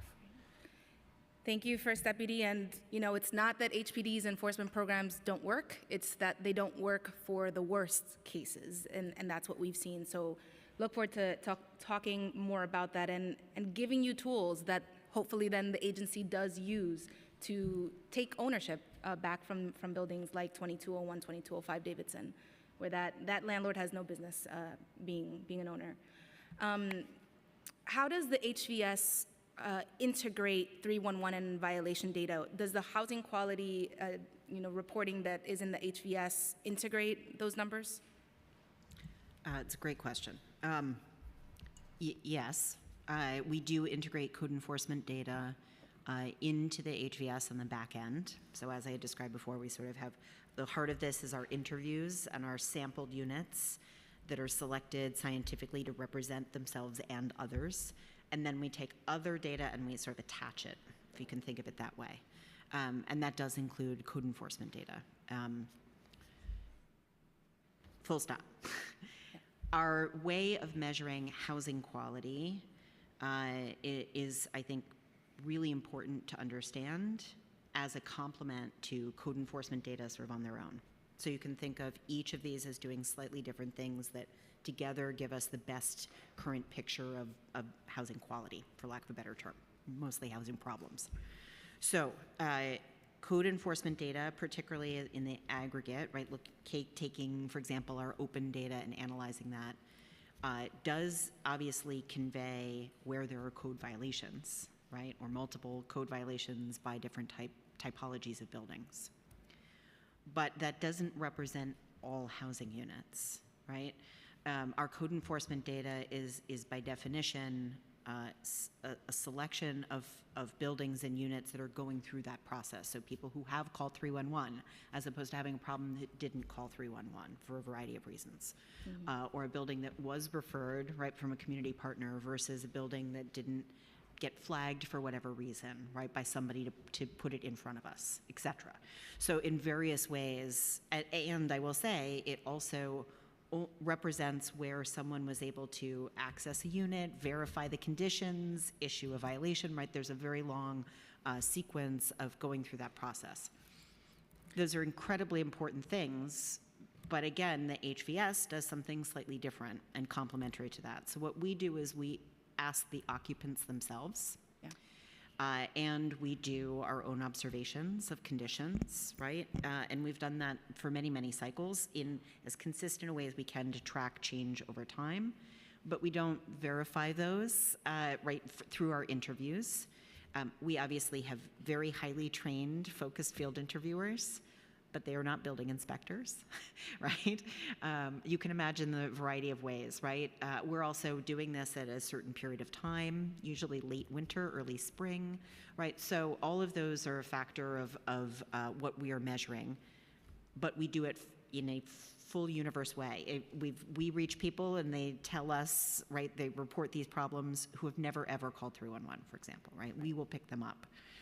So those two things are different. We do merge in and actually look at the overlapping issues to try to get a better picture, and we're hoping that we'll be able to share some of those data in the coming months. That's a very complicated process to match all of those data together and ensure data privacy of the individuals, which is really the hardest part for us, but we are working on that. And I'll just add, I think this speaks to the proactive piece. So we had mentioned earlier the public engagement unit and the tenant support unit, the knocking on doors, the information we get back either through the neighborhood-based work or targeted days of action, that plus the work that we do in the tenant harassment cabinet, this information allows us to think what the future should look like in terms of investment, in terms of strategies, how we form and even frame what our enforcement teams look like. And so all of this is used in one way or another, but they are separate data sets. Thank you. And is that process that you're undertaking now, is the merging at the unit level? Okay, that explains why you can't release it. But taking you up on that point, First Deputy, tenant support units, HVS's richness of data and ability to merge this information. Does the agency have a sense of how 311 complaint rates compare to something that is more thorough, like the HVS or tenant support going through an entire building? You want to? I'll start. Yeah, I'll start. So thank you. I mean, I think that's the critical piece to the shift with integrating proactive approaches, right, is to try to figure out what aren't we reaching and how can we effectively reach them. So we're approaching that on the data side from a number of perspectives. The one thing that I can share that I think maybe is a good indicator, although not a robust full analysis of this, in our interview with occupants, and this we haven't looked at this yet for 23, but I can speak to it from 21.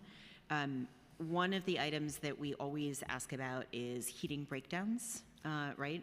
Which for us is self-reported information on lacking heat for 6 hours or more in the prior winter, right? And what we did for 21 and also for 23, although what I'm going to explain and share is from our 21 survey. We then followed up with anyone who said, yes, I didn't have heat last winter, at least once. We asked them directly, we said, did you call 311 about the problem? And only about 40% of the people who had reported to us that they had a heating breakdown said that they had called 311 about the problem.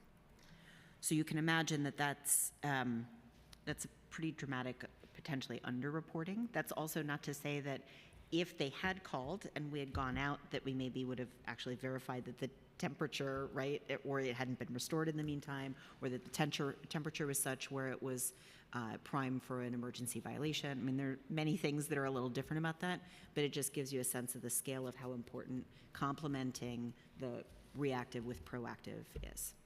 And again, I don't have exact numbers with me, but we have seen 311 complaints that we've received continue to stay steady or go up. It's the reason why we focused on at least graduating 3 more teams of inspectors over the last years. It's the reason why, as an agency, we prioritize our work with DCAS, especially around our inspectors and construction managers, to be able to do that work. So we have more inspectors on the team as a result of following this data and seeing 311 being very important, and ERP charges and making sure that we're getting the work done either by the owner or ourselves. Thank you. That's really striking. 40% 40% calling 311 about heating issues, I think is, and we know that some communities underreport more than others. I suspect mine is one of them. Lower income communities just underreport. So that's very striking. Okay, so here's the list of questions that I suspect you won't have the answers to today. And if that is the case, just say coming soon and we can move on. Okay, some of these we asked. Okay. Are you able to tell us more, disaggregate the 2,400 plus, the units renting at over $2,400, the vacancy rate at higher levels of rent? We are happy to do that. We have not yet. I will point out that by definition, that the reason it's 2,400 in that cut is that represents the 75th percentile of rents. So that means there's a full quarter, approximately, of units above that. And the median asking rent for units that were available in 23 was $3,000. So by definition, then half of the units that were available cost more than that. So certainly there is a large number of those, not a large number, there's not a large number of vacant anything in New York City, but there should be sufficient sample where we can see if we can break that out more for you. Great, that would be helpful, thank you. Do you have well, this is a related question. How many rent stabilized units in particular are available at below fair market rents? And this question is in connection to a bill that is being heard in Albany, sponsored by Assemblymember Burgos in the lower house, that would allow increases of FMR, rent increases of up to FMR, which many of our advocates are flagging for us in no uncertain terms. It is a very dire threat to rent stabilization. Sure, and for that very reason, thank you for asking that question of us. So first of all, as sort of for the broader audience here, FMRs, or fair market rents, are set by HUD for the New York FMRA area, and they are used in a variety of policies, right? And income eligibility determinations, including our voucher programs, right? That is essentially the thing that determines our general payment standard metrics for voucher holders. They are, I'm going to gloss over a lot of the technical details here. They are essentially the 40th percentile of recent movers citywide. So they're based on rents for people who recently moved into their units.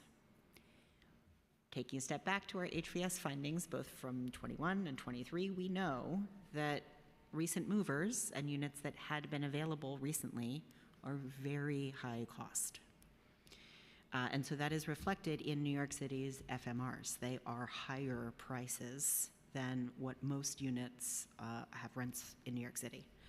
So, for example, for FY24, for a 2-bedroom in 24, the FMR is $2,752. For a 3-bedroom, it's $3,434. For a studio, it's almost $2,400. So you know from our data today and our report that that's at the upper end of the rent distribution. That's actually very valuable on the policy side because it gives our voucher holders a greater competitive edge when they're out there looking for a unit, right? That's very important that they be able to have higher payment standards, to choose what neighborhoods they live in, to be able to reach and access more affluent neighborhoods if they need to, and obviously with very few vacant units to be able to, right, be on equal footing or closer footing to those in the private market. That said, it means that if rent stabilized units were to reset in any shape or form to that, that would be a dramatic increase in rents. And not just rent stabilized units, in fact, market rentals as well. So from the 23 HVS, we can say that 86% of rent stabilized units have a rent below FMR in 2023. 86% of rent stabilized units, and 65% of market rentals. So we're talking about almost the entirety of the rental stock could, in fact, see a shift, and that there are obviously knock-on effects of that kind of approach as well. You would have higher cost vacant units because they would reset at vacancy, which means that there would be even fewer units available for lower income New Yorkers to afford. And that in turn would actually drive up FMRs even more for the next reset.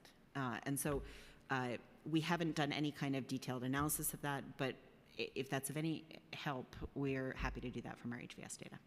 Thank you. Thank you, Dr. Gomer. I hope that the agency will, if needed, as needed, and will just be very vocal about the potential impacts of a change like that for rent stabilized units, even if it is at vacancy. I'm just going to list them out, and if there are comments that you would like to share in the interest of time, and then we'll move on to public testimony. Thank you all for your patience and participation, and also your help in preparing for this hearing. So there are questions about how many of New York City buildings are 100% rent stabilized or have the high proportion of the units within them rent stabilized, if there are any notes about their geography. Already asked that. There are questions about the homeowner vacancy rate in the city of New York. So we see we understand the renter vacancy rate is high, but what about homeowners? Are they in as much of an affordability and vacancy crisis as rental units? There are questions about a disaggregation of vacant and unavailable units that are due to more than 2 reasons, trying to understand that and what the most common combinations are, as that is quite a large chunk of vacant and unavailable.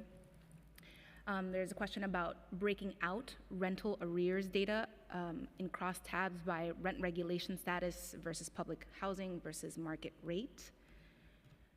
I already asked about breaking out the rent stabilized stock prior to 1974 and after 1974. There's a question about what is the actual number of low rent apartments that are rent stabilized and have been vacant for more than 12 months. I think you may have answered that earlier.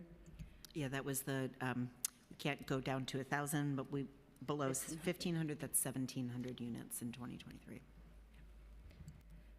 Thank you. is there any description that HPD can share about the kind of distress that we see in rent-stabilized housing that is vacant? I asked about rent-stabilized units, how many in particular are within the sample? And finally, That one I can answer, I think, quickly. You said rent-stabilized units in our sample? That was Yes. the question? So as I think I said in my testimony, for 23, we increased our overall sample back to pre-pandemic levels, but we now have a sample of about 15,000 housing units. In 21, we were down to 12,000, right, to protect health and safety of the folks out there doing our survey and responding to our survey. So rent stabilization is about a little over 25% of the total housing supply.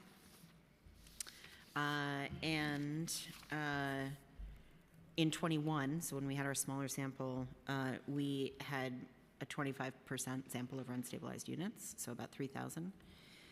We then, between 21 and 23, our entire increase of 3,000 units was all rent stabilized units, right? So that we would have an pretty dramatic oversample. So that's means that 40% of the sample drawn for the 23 survey is rent stabilized. thank you. And again, those are weighted, specifically selected to represent every rent stabilized unit and weighted to reflect that in our data. Thank you. And finally, there's a question about whether of household income by the rental amount, how much they are paying for rent, disaggregating by rent stabilization status or not. And those are my questions. All of my colleagues are here and they're very thrilled. No, we talk on and offline about these hearings, and I've asked many questions that they have asked me to ask. So with that, I want to thank you so much for the presentation today, for answering our questions. We will discuss among colleagues the information presented to us in order to determine that vacancy rate in the city of New York, and we'll be voting on the resolution and introduction here today. And I will see many of you next week for our weekly installment of HPD hearings. Thank you so much. Thank you very much.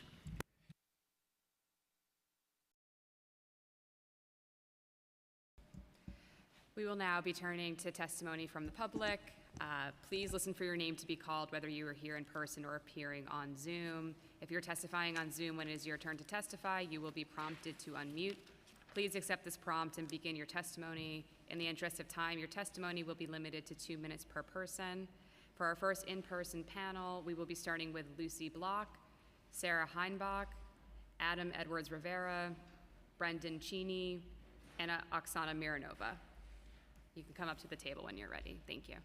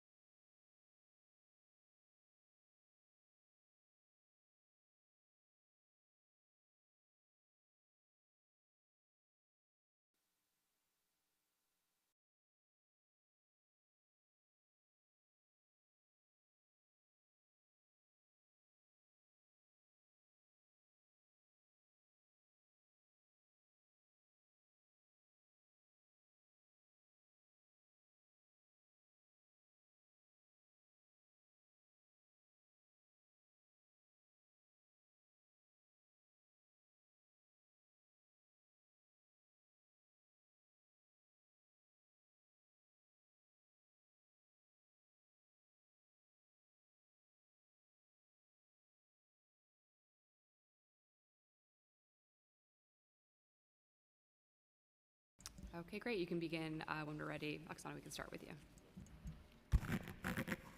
Great, thank you so much. Thank you for holding this hearing. My name is Oksana Mironova, and I'm a senior policy analyst at the Community Service Society of New York.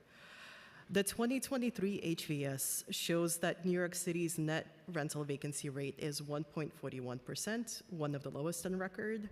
It is a steep fall from the 2021 rate, which was 4.54%, one of the highest on record.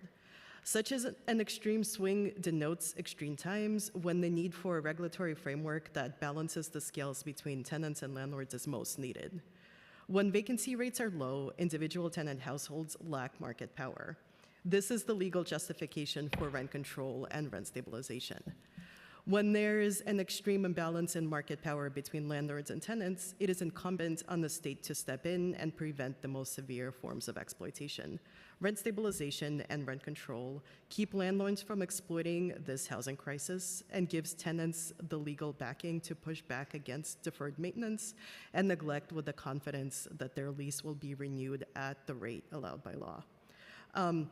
I wanted to take a second to make a note on the HSTPA and some of the questions that Councilmember Ressler had. He's not here, but that's okay. So this is the second HVS since the HSTPA passed in 2019. Before the HSTPA, when the tenant moved out, rent stabilized apartments were eligible for 20% as a right increase and unchecked and often inflated increases resulting from individual apartment improvements. Apartments that reached a legal rent of $28.16 were eligible for decontrol. Unscrupulous landlords developed business practices contingent on these loopholes, all geared towards increasing the net operating income of their stabilized properties, which allowed them to over-leverage their buildings with more and more debt. Conditions for tenants got so bad that the city was forced to sharpen its definition of tenant harassment. Lenders were complicit in these practices.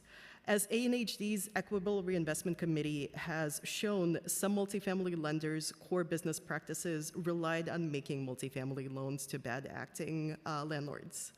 For example, year after year, building after building, Signature Bank, which collapsed just a couple of months ago, consistently made multifamily loans that were speculative and underwritten to practices of displacement, harassment, or building neglect. If previous rounds of sky-high valuations of rent-stabilized buildings were based on dreams of ever-rising rents and net operating income, today's are based on realistic assessments of what tenants pay each month according to the law. At the same time, the reality is that there are financially distressed rent-stabilized properties on the market. As this committee considers the implications of the 2023 HVS, and its relationship to the Rent Stabilization Law of 1969, we hope it also engages with the opportunity to rescue over-leveraged properties and turn them into permanently affordable housing.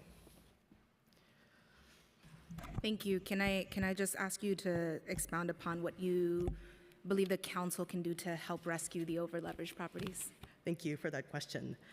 The city could intervene by funding Neighborhood Pillars, a program created by the de Blasio administration in the long shadow of the 2008 foreclosure crisis, which allows the city to work with preservation purchasers. City Council should also pass COPA, the Community Opportunity to Purchase Act, to establish a legal framework for the transfer of buildings from distressed private ownership to public tenants or community-controlled social housing. Thank you.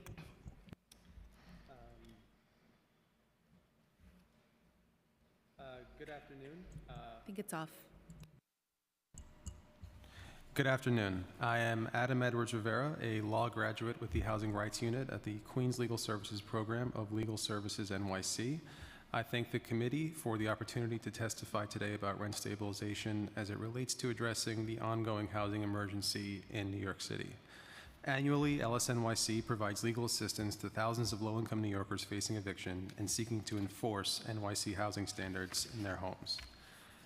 As has been said already today, on February 8, 2024, the New York City Housing and Vacancy Survey published their semi-annual report, which indicated the rental vacancy rate in the city had reached its lowest point since 1968. According to the report, only 1.4% of rentable units in New York City were vacant between January and June of last year. This points to a dire housing crisis in New York City, which is perhaps as bad as it's been since the rent stabilization laws of 1969 came into effect. To share a case of mine, I had a client who lived in a rent-stabilized apartment and faced eviction based on her apparent non-payment of rent. My client had been withholding her rent because she was unsure if she should be paying because of two separate eviction proceedings against her. She came to me worried that she would be unable to stay in her home, sure that her landlord would refuse to offer her a renewal. However, by virtue of the rent stabilization law, her lease was renewed. Our representation resulted in our client's multiple eviction proceedings being discontinued, the landlord receiving rent, and our client returning to their apartment with a lease. If our client had instead been in a market rate apartment, it is likely that the end result of the case would have been an elderly disabled woman facing a gut-wrenching upheaval of her life into the impossible NYC housing market. Many of our clients are low-income families living in month-to-month tenancies. In many of these cases, our clients are shocked to discover that their diligent monthly payments are rendered meaningless with a single 90-day notice, which announces the termination of what are sometimes decades of stable family life in a single unit. The rent stabilization law protects tenants in almost 1 million rentals in New York City, or about half the city's rental housing stock. 1/5 of those apartments house families living below the poverty line. In recent years, approximately 175,000 households in rent-stabilized housing were unable to afford even a $25 increase in their monthly rent. Given the extreme income vulnerability of many rent-stabilized tenants, it stands to reason that if their rent stability protections were to lapse, the city would be faced with an unprecedented deluge of evictions, homelessness, and another heavy burden added to a city already in a housing crisis. Thank you. Thank you. Good afternoon. My name is Sarah Hainback, and I'm also an attorney with Legal Services NYC's housing unit. I appreciate the opportunity to testify on rent stabilization as it relates to the ongoing housing emergency in New York City. Where I work in Queens, countless clients live in unregulated housing. For these tenants, nothing stops their landlords from deciding that they don't want to offer a renewal lease. Similarly, landlords of unregulated units are entitled to increase the rent by hundreds or thousands of dollars. As lawyers, we are limited in what we can do to advocate for unregulated tenants. I cannot count the number of times I've said to a client, unfortunately, because your apartment is unregulated, your landlord can decide not to renew your lease. It is frustrating to have to explain again and again that while we may be able to negotiate for more time to move or to lower the amount of arrears claimed, ultimately the tenant has no long-term right to remain in unregulated housing. I've also seen, on the flip side, the positive impact that rent stabilization can have on my clients' lives. For example, I worked with a mourning widow whose name was never on the lease to gather documents that proved her relationship to her deceased husband and their co-residency so that we could obtain a renewal lease in her name for the same amount of rent. In an unregulated apartment, whether a spouse is allowed to stay after the death of their partner would be up to the landlord.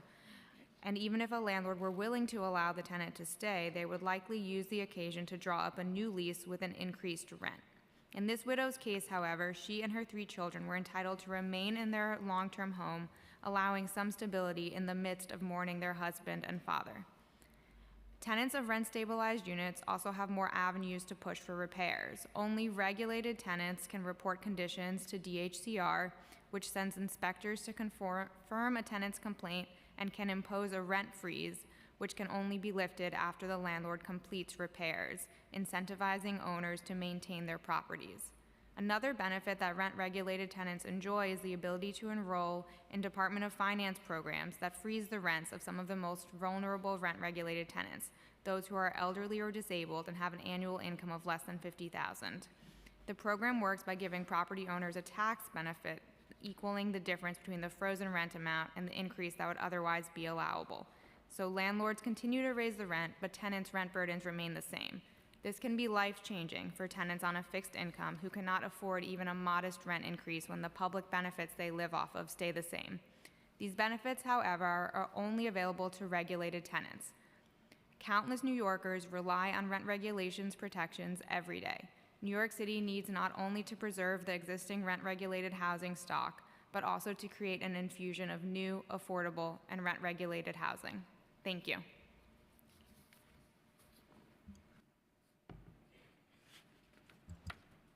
Hi, good afternoon. I'm Lucy Block, and I'm a Senior Research and Data Associate at ANHD, the Association for Neighborhood and Housing Development. So I'm going to skip over what was covered in detail earlier, which is that the vacancy is terrible overall, but is also really concentrated at the high end of the market, and on the low, not just the low end, but the middle of the market, we have just a few thousand units. So what we did, which is in our testimony, is we calculated based on the HVS how many units would be needed at each rent range in order to get that rent range to 5%, to see, kind of be able to compare that among the different ranges.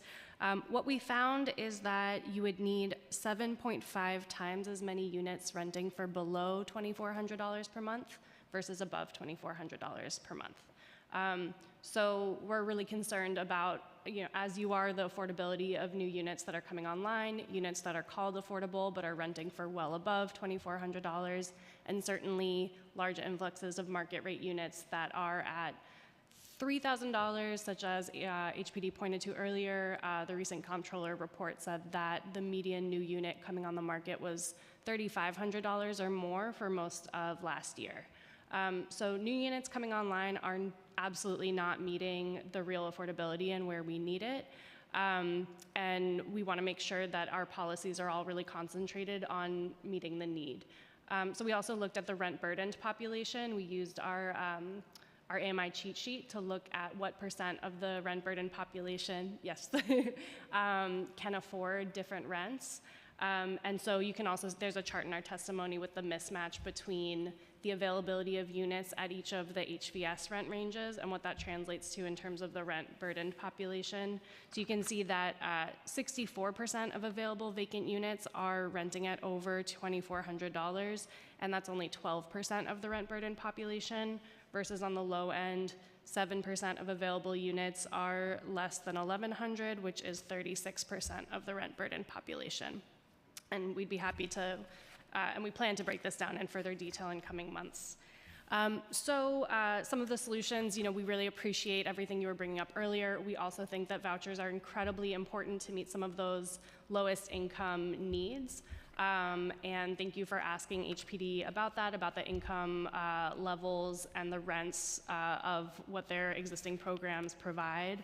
Thank you to the council for working on expanding vouchers and their flexibility. We think we need to continue to do that, keep investing and making sure that those vouchers can be effective, stop source of income discrimination, obviously extend the rent stabilization laws. I think that's very clear. We also want to make sure that we are defending and fully funding right to counsel, and that all of our development and preservation of affordable housing is really focused at that level below $2,400. I'd be happy to elaborate more. Thank you. Are there other policies that you believe we should pursue? So just to be a little more specific, I think right to counsel at the city level is an important focus to keep tenants in their existing homes, make sure that they can access all of the available options to stay in their homes, and that should be fully funded. The ask this year is for $351 million to make sure that right to counsel is fully functional because it's incredibly successful.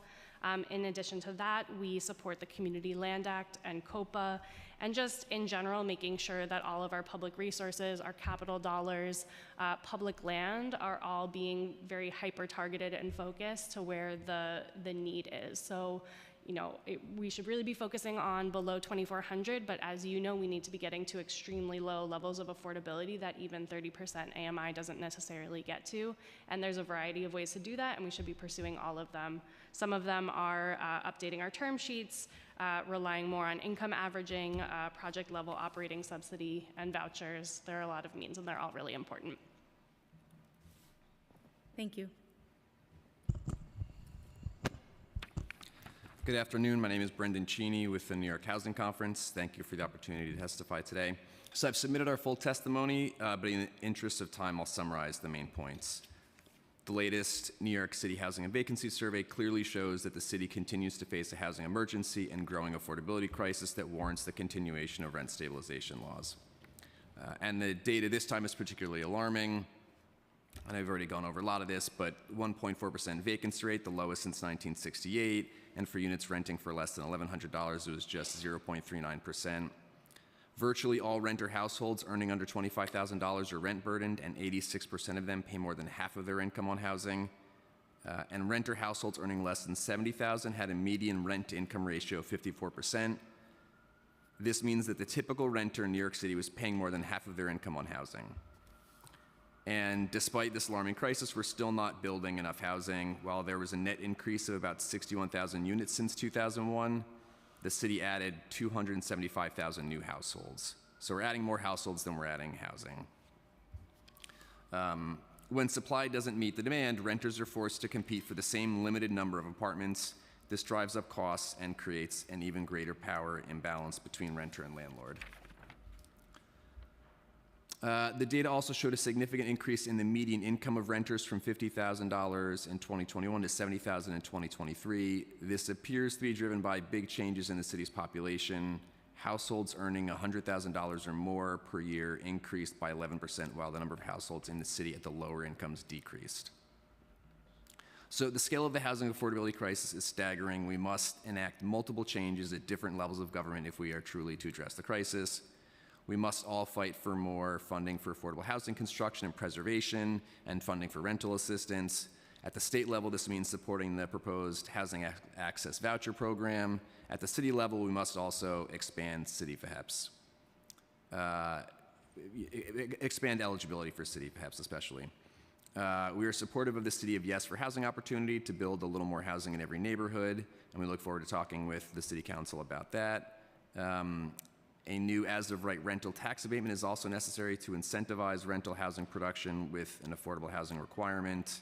Without a rental tax incentive, rental housing production is likely to plummet. Thank you for the opportunity to testify, and I'm happy to answer any questions. Thank you so much. Anyone who has this off the top of their on the top of their heads, I don't know what the state. Yeah, you know what I mean. Brendan, you mentioned that households earning $100,000 or more increased by 11%. Do we know what the corresponding decrease was for lower income households at any threshold? I don't have it offhand, but I remember that was one of the charts that came up. So I know that remember seeing there's a decrease among those two lower income ranges. And there was about not much of a change in the third, and then a higher increase on the highest end of incomes. Then there was a decrease, but there was a decrease lower than 25,000 and between 25,000 and 50,000. Thank you. Thank you. I meant to ask that earlier. And I also meant to ask earlier, any thoughts on the number of migrants that the City of New York has welcomed vis-a-vis the 2023 HVS findings? That's a good question. Because the HVS counts units as opposed to people, I think that it would be difficult to make any kind of to say anything about that. Okay. Yeah, there's ways to track immigration, migration status basically within the HVS, but I don't think that you'd be able to take the new asylum figure out who are the newest asylum seekers versus immigrants who have come before that. Thank you so much. And I, in particular, want to thank all of you who were able to join in the pre-hearing discussions to help shape this hearing. So Legal Aid Society, New York Housing Conference, the Community Housing Improvement Program, CHIP, and Neighbors, Citizens Budget Commission, Community Service Society, NHD, and Regional Plan Association. Thank you for participating in that discussion and helping to shape this hearing. Thank you. Our next panel will be a Zoom panel, so when you are prompted to unmute, please accept that prompt. We will start with Robert Desir and then Mike McKee.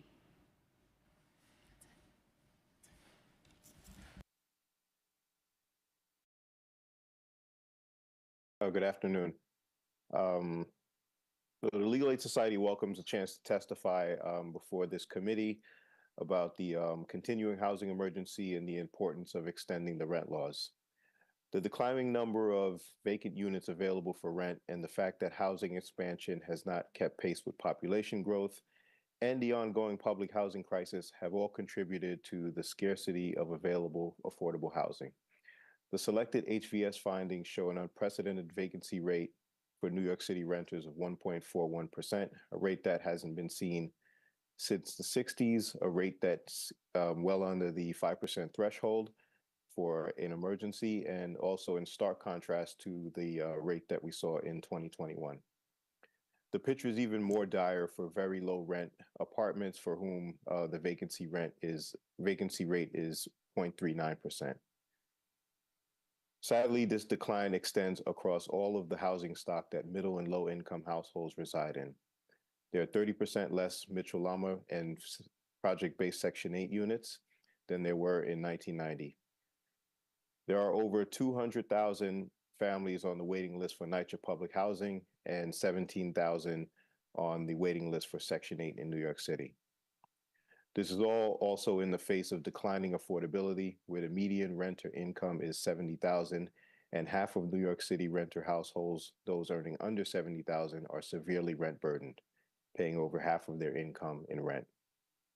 Among households earning less than $25,000 a year who don't live in public housing or don't have a voucher, 86% of those are severely rent burdened.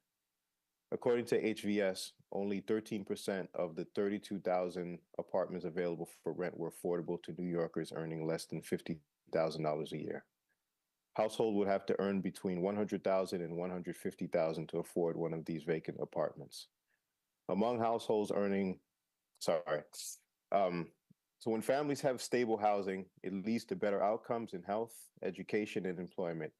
Housing stability vastly increases chances of avoiding issues such as risk of depression and chronic illnesses like diabetes, low weight, and preterm infants. For children, frequent moves before a child is 7 years old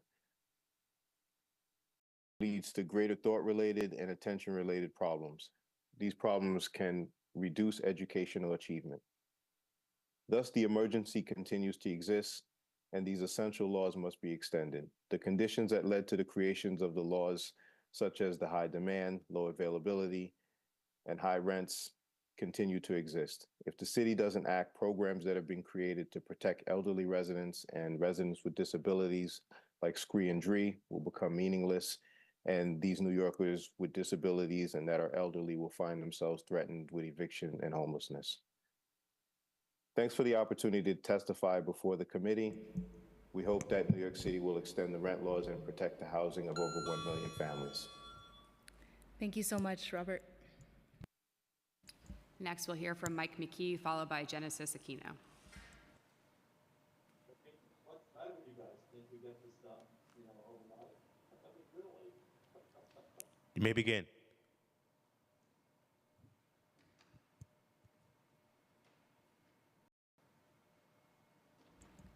Mike McKee, if there's any testimony you'd like to share, please start now.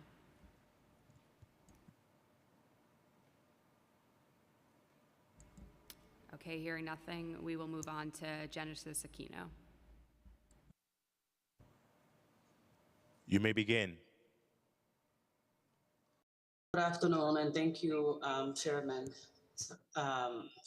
Sanchez, and to the Housing and Buildings Committee members for the opportunity to testify today. My name is Genesis Aquino. I'm the Executive Director of New York State Tenants and Neighbors Information Service and New York State Tenants and Neighbors Coalition, two affiliate of organizations with the common mission to build a powerful and unified statewide organization that empowers and educates tenants, preserve affordable housing, livable neighborhoods, and diverse communities, and strengthen tenants' protections.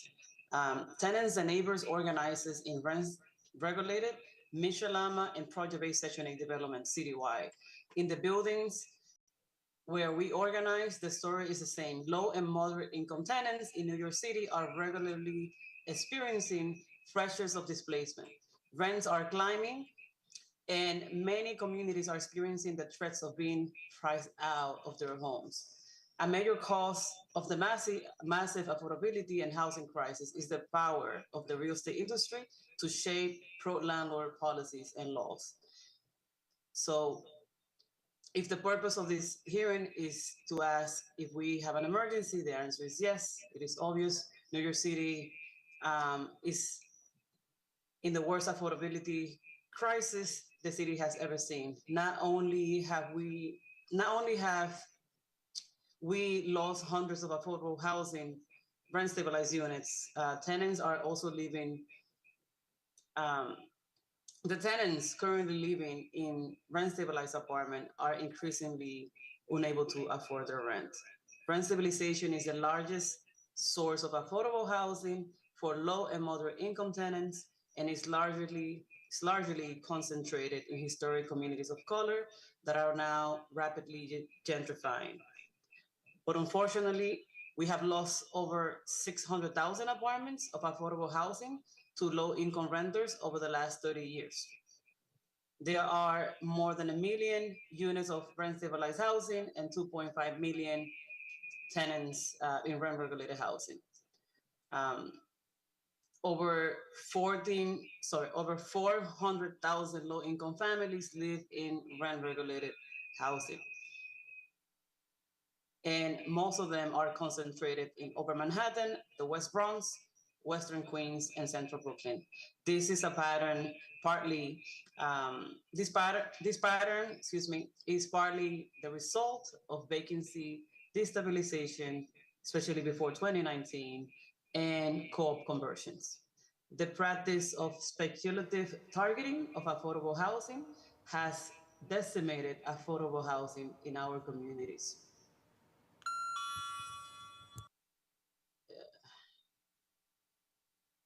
Thank you for your testimony. Is there anything you wanted to add? Yes. Give me 1 second. Yeah, just briefly summarizing the testimony, but in 60% of the apartments that in 60% of the non-regulated 60% of the tenants who live in non-regulated housing, usually they have to relocate, right? When we start organizing, when the tenants start enforcing their rights to livable conditions, right? They usually get displaced and they relocate outside of their own communities, right? In comparison to the tenants who we organize that live in rent-stabilized buildings, 90% of them get to stay in their communities, and if they do organize, when we do build tenant associations, they improve their housing conditions. So we just want to strongly urge the City Council to determine that a public emergency is requiring rent control in New York City, and to continue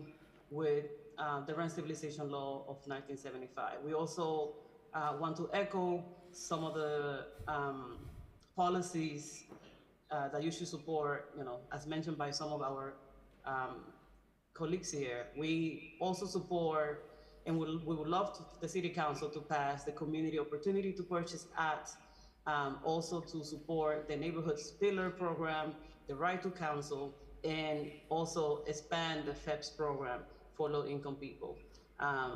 Thank you very much for the opportunity to testify. Thank you so much. Next, Adam Roberts.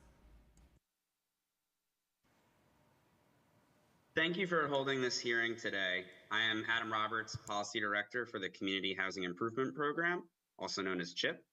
We represent New York's housing providers, including apartment building owners and managers. Our members operate New York's rent-stabilized housing, which makes up nearly 1 million units of affordable housing.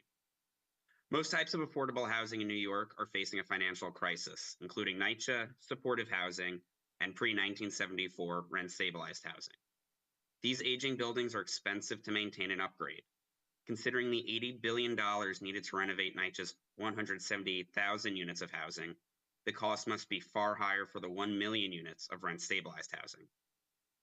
Rent-stabilized housing is in even more dire circumstances because the cost of renovations cannot be recouped. Rental income barely covers daily operating costs. This prevents banks, nonprofits, and government agencies from lending for renovations, while simultaneously reducing building value. And without lending, it is impossible to pay contractors, tradespeople, architects, and engineers for renovating vacant units. They won't work for free. When long-term tenants move out, these units require lead abatement, asbestos remediation, subfloor replacement, electrical rewiring, and bathroom and kitchen renovations, which totals around $100,000 for just a one-bedroom unit. Furthermore, those banks who did previously lend to rent-stabilized housing are themselves facing collapse because of plummeting building values. Since building values are so low, banks cannot recoup losses through foreclosure. Signature Bank collapsed last year, and New York Community Bank, now the largest lender to rent-stabilized housing, is facing imminent collapse.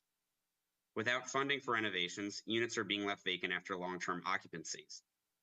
The Independent Budget Office found over 42,000 vacant units in 2022, an increase of 18% from pre-COVID. Over 13,000 units were vacant for multiple years, a 65% increase from pre-COVID. Furthermore, we received numbers from the Department of Finance showing nearly 9,000 units were vacant in both 2021 and 2022. Meanwhile, the Census Bureau found over 26,000 units vacant but not available in the 2023 HVS. It is important to note that both the IBO and DOF numbers, respectively, come from rent registrations and RPIEs. These are filings rent-stabilized buildings submit, not survey samples like the HVS. This makes those filing numbers hard to refute. It is an important consideration for the Council in evaluating HPD's claim that the HVS shows no vacancy issue. While renewing the city's rental emergency and reviewing the results of the HVS, we ask that the Council find a solution to the financial crisis plaguing rent-stabilized housing. Waiting to act means more foreclosures, more vacancies, and the need for a government bailout, which would divert tens, if not hundreds of billions of dollars from necessary social services. We want to be your partner in ensuring this crisis is solved now. Again, thank you for holding this hearing today. Thank you so much, and thank you for your contributions prior to the hearing as well. One follow-up question for you, Adam. In hearing you discuss the IBO numbers versus Department of Finance versus the housing vacancy survey, it appears that the HVS is a much more detailed survey. It asks many more questions and strives to be a representative sample, which we have very good reasons to trust. We trust the census. Generally speaking, do you have, or does CHIP have disagreement with the disaggregation of units that are offline as described by HVS? We do, and this isn't to criticize the HVS in particular, but it is just a survey. Either looking at the numbers from the IBO or DOF, as I said, those are filings that owners submit to agencies. The rent registrations, which the IBO looked at, go to HCR, and the RPIEs are the filings that owners with 11 units or more in a building submit to DOF.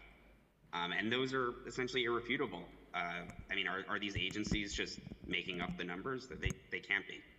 So we would like to understand more about why the HVS diverges so significantly from what these other filings are seeing, and also from what the Comptroller's Office is seeing in the tax delinquencies, which again is a sign that these buildings are no longer making enough value to even pay their taxes.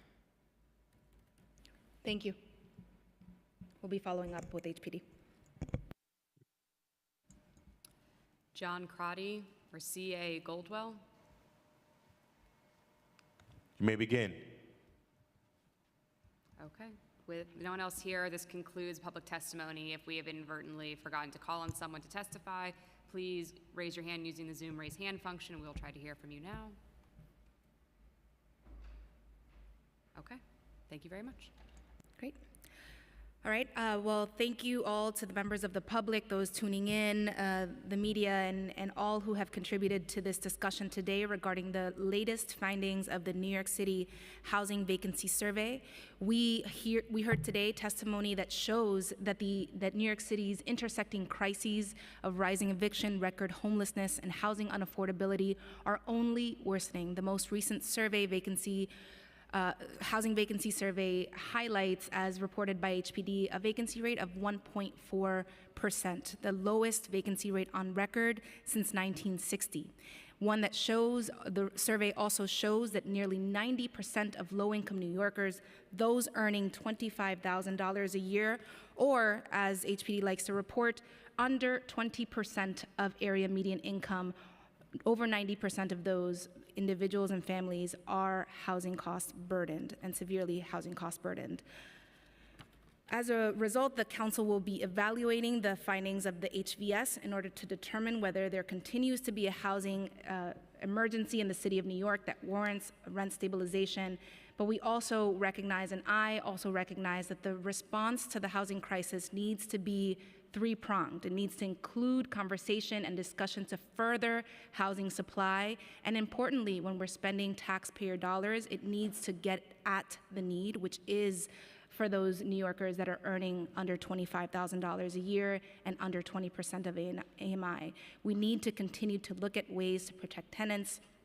Rent stabilization and rent regulation is an important component of that, and we will be evaluating its continuance. And finally, we need to ensure that New Yorkers have the ability to stay and afford our city. And that is the conversation around income supports, vouchers, city FEPS housing vouchers, as well as Section 8, and pushing our federal and state counterparts to do more for those New Yorkers that need our support the most. Thank you all so much. And with that, this hearing is concluded.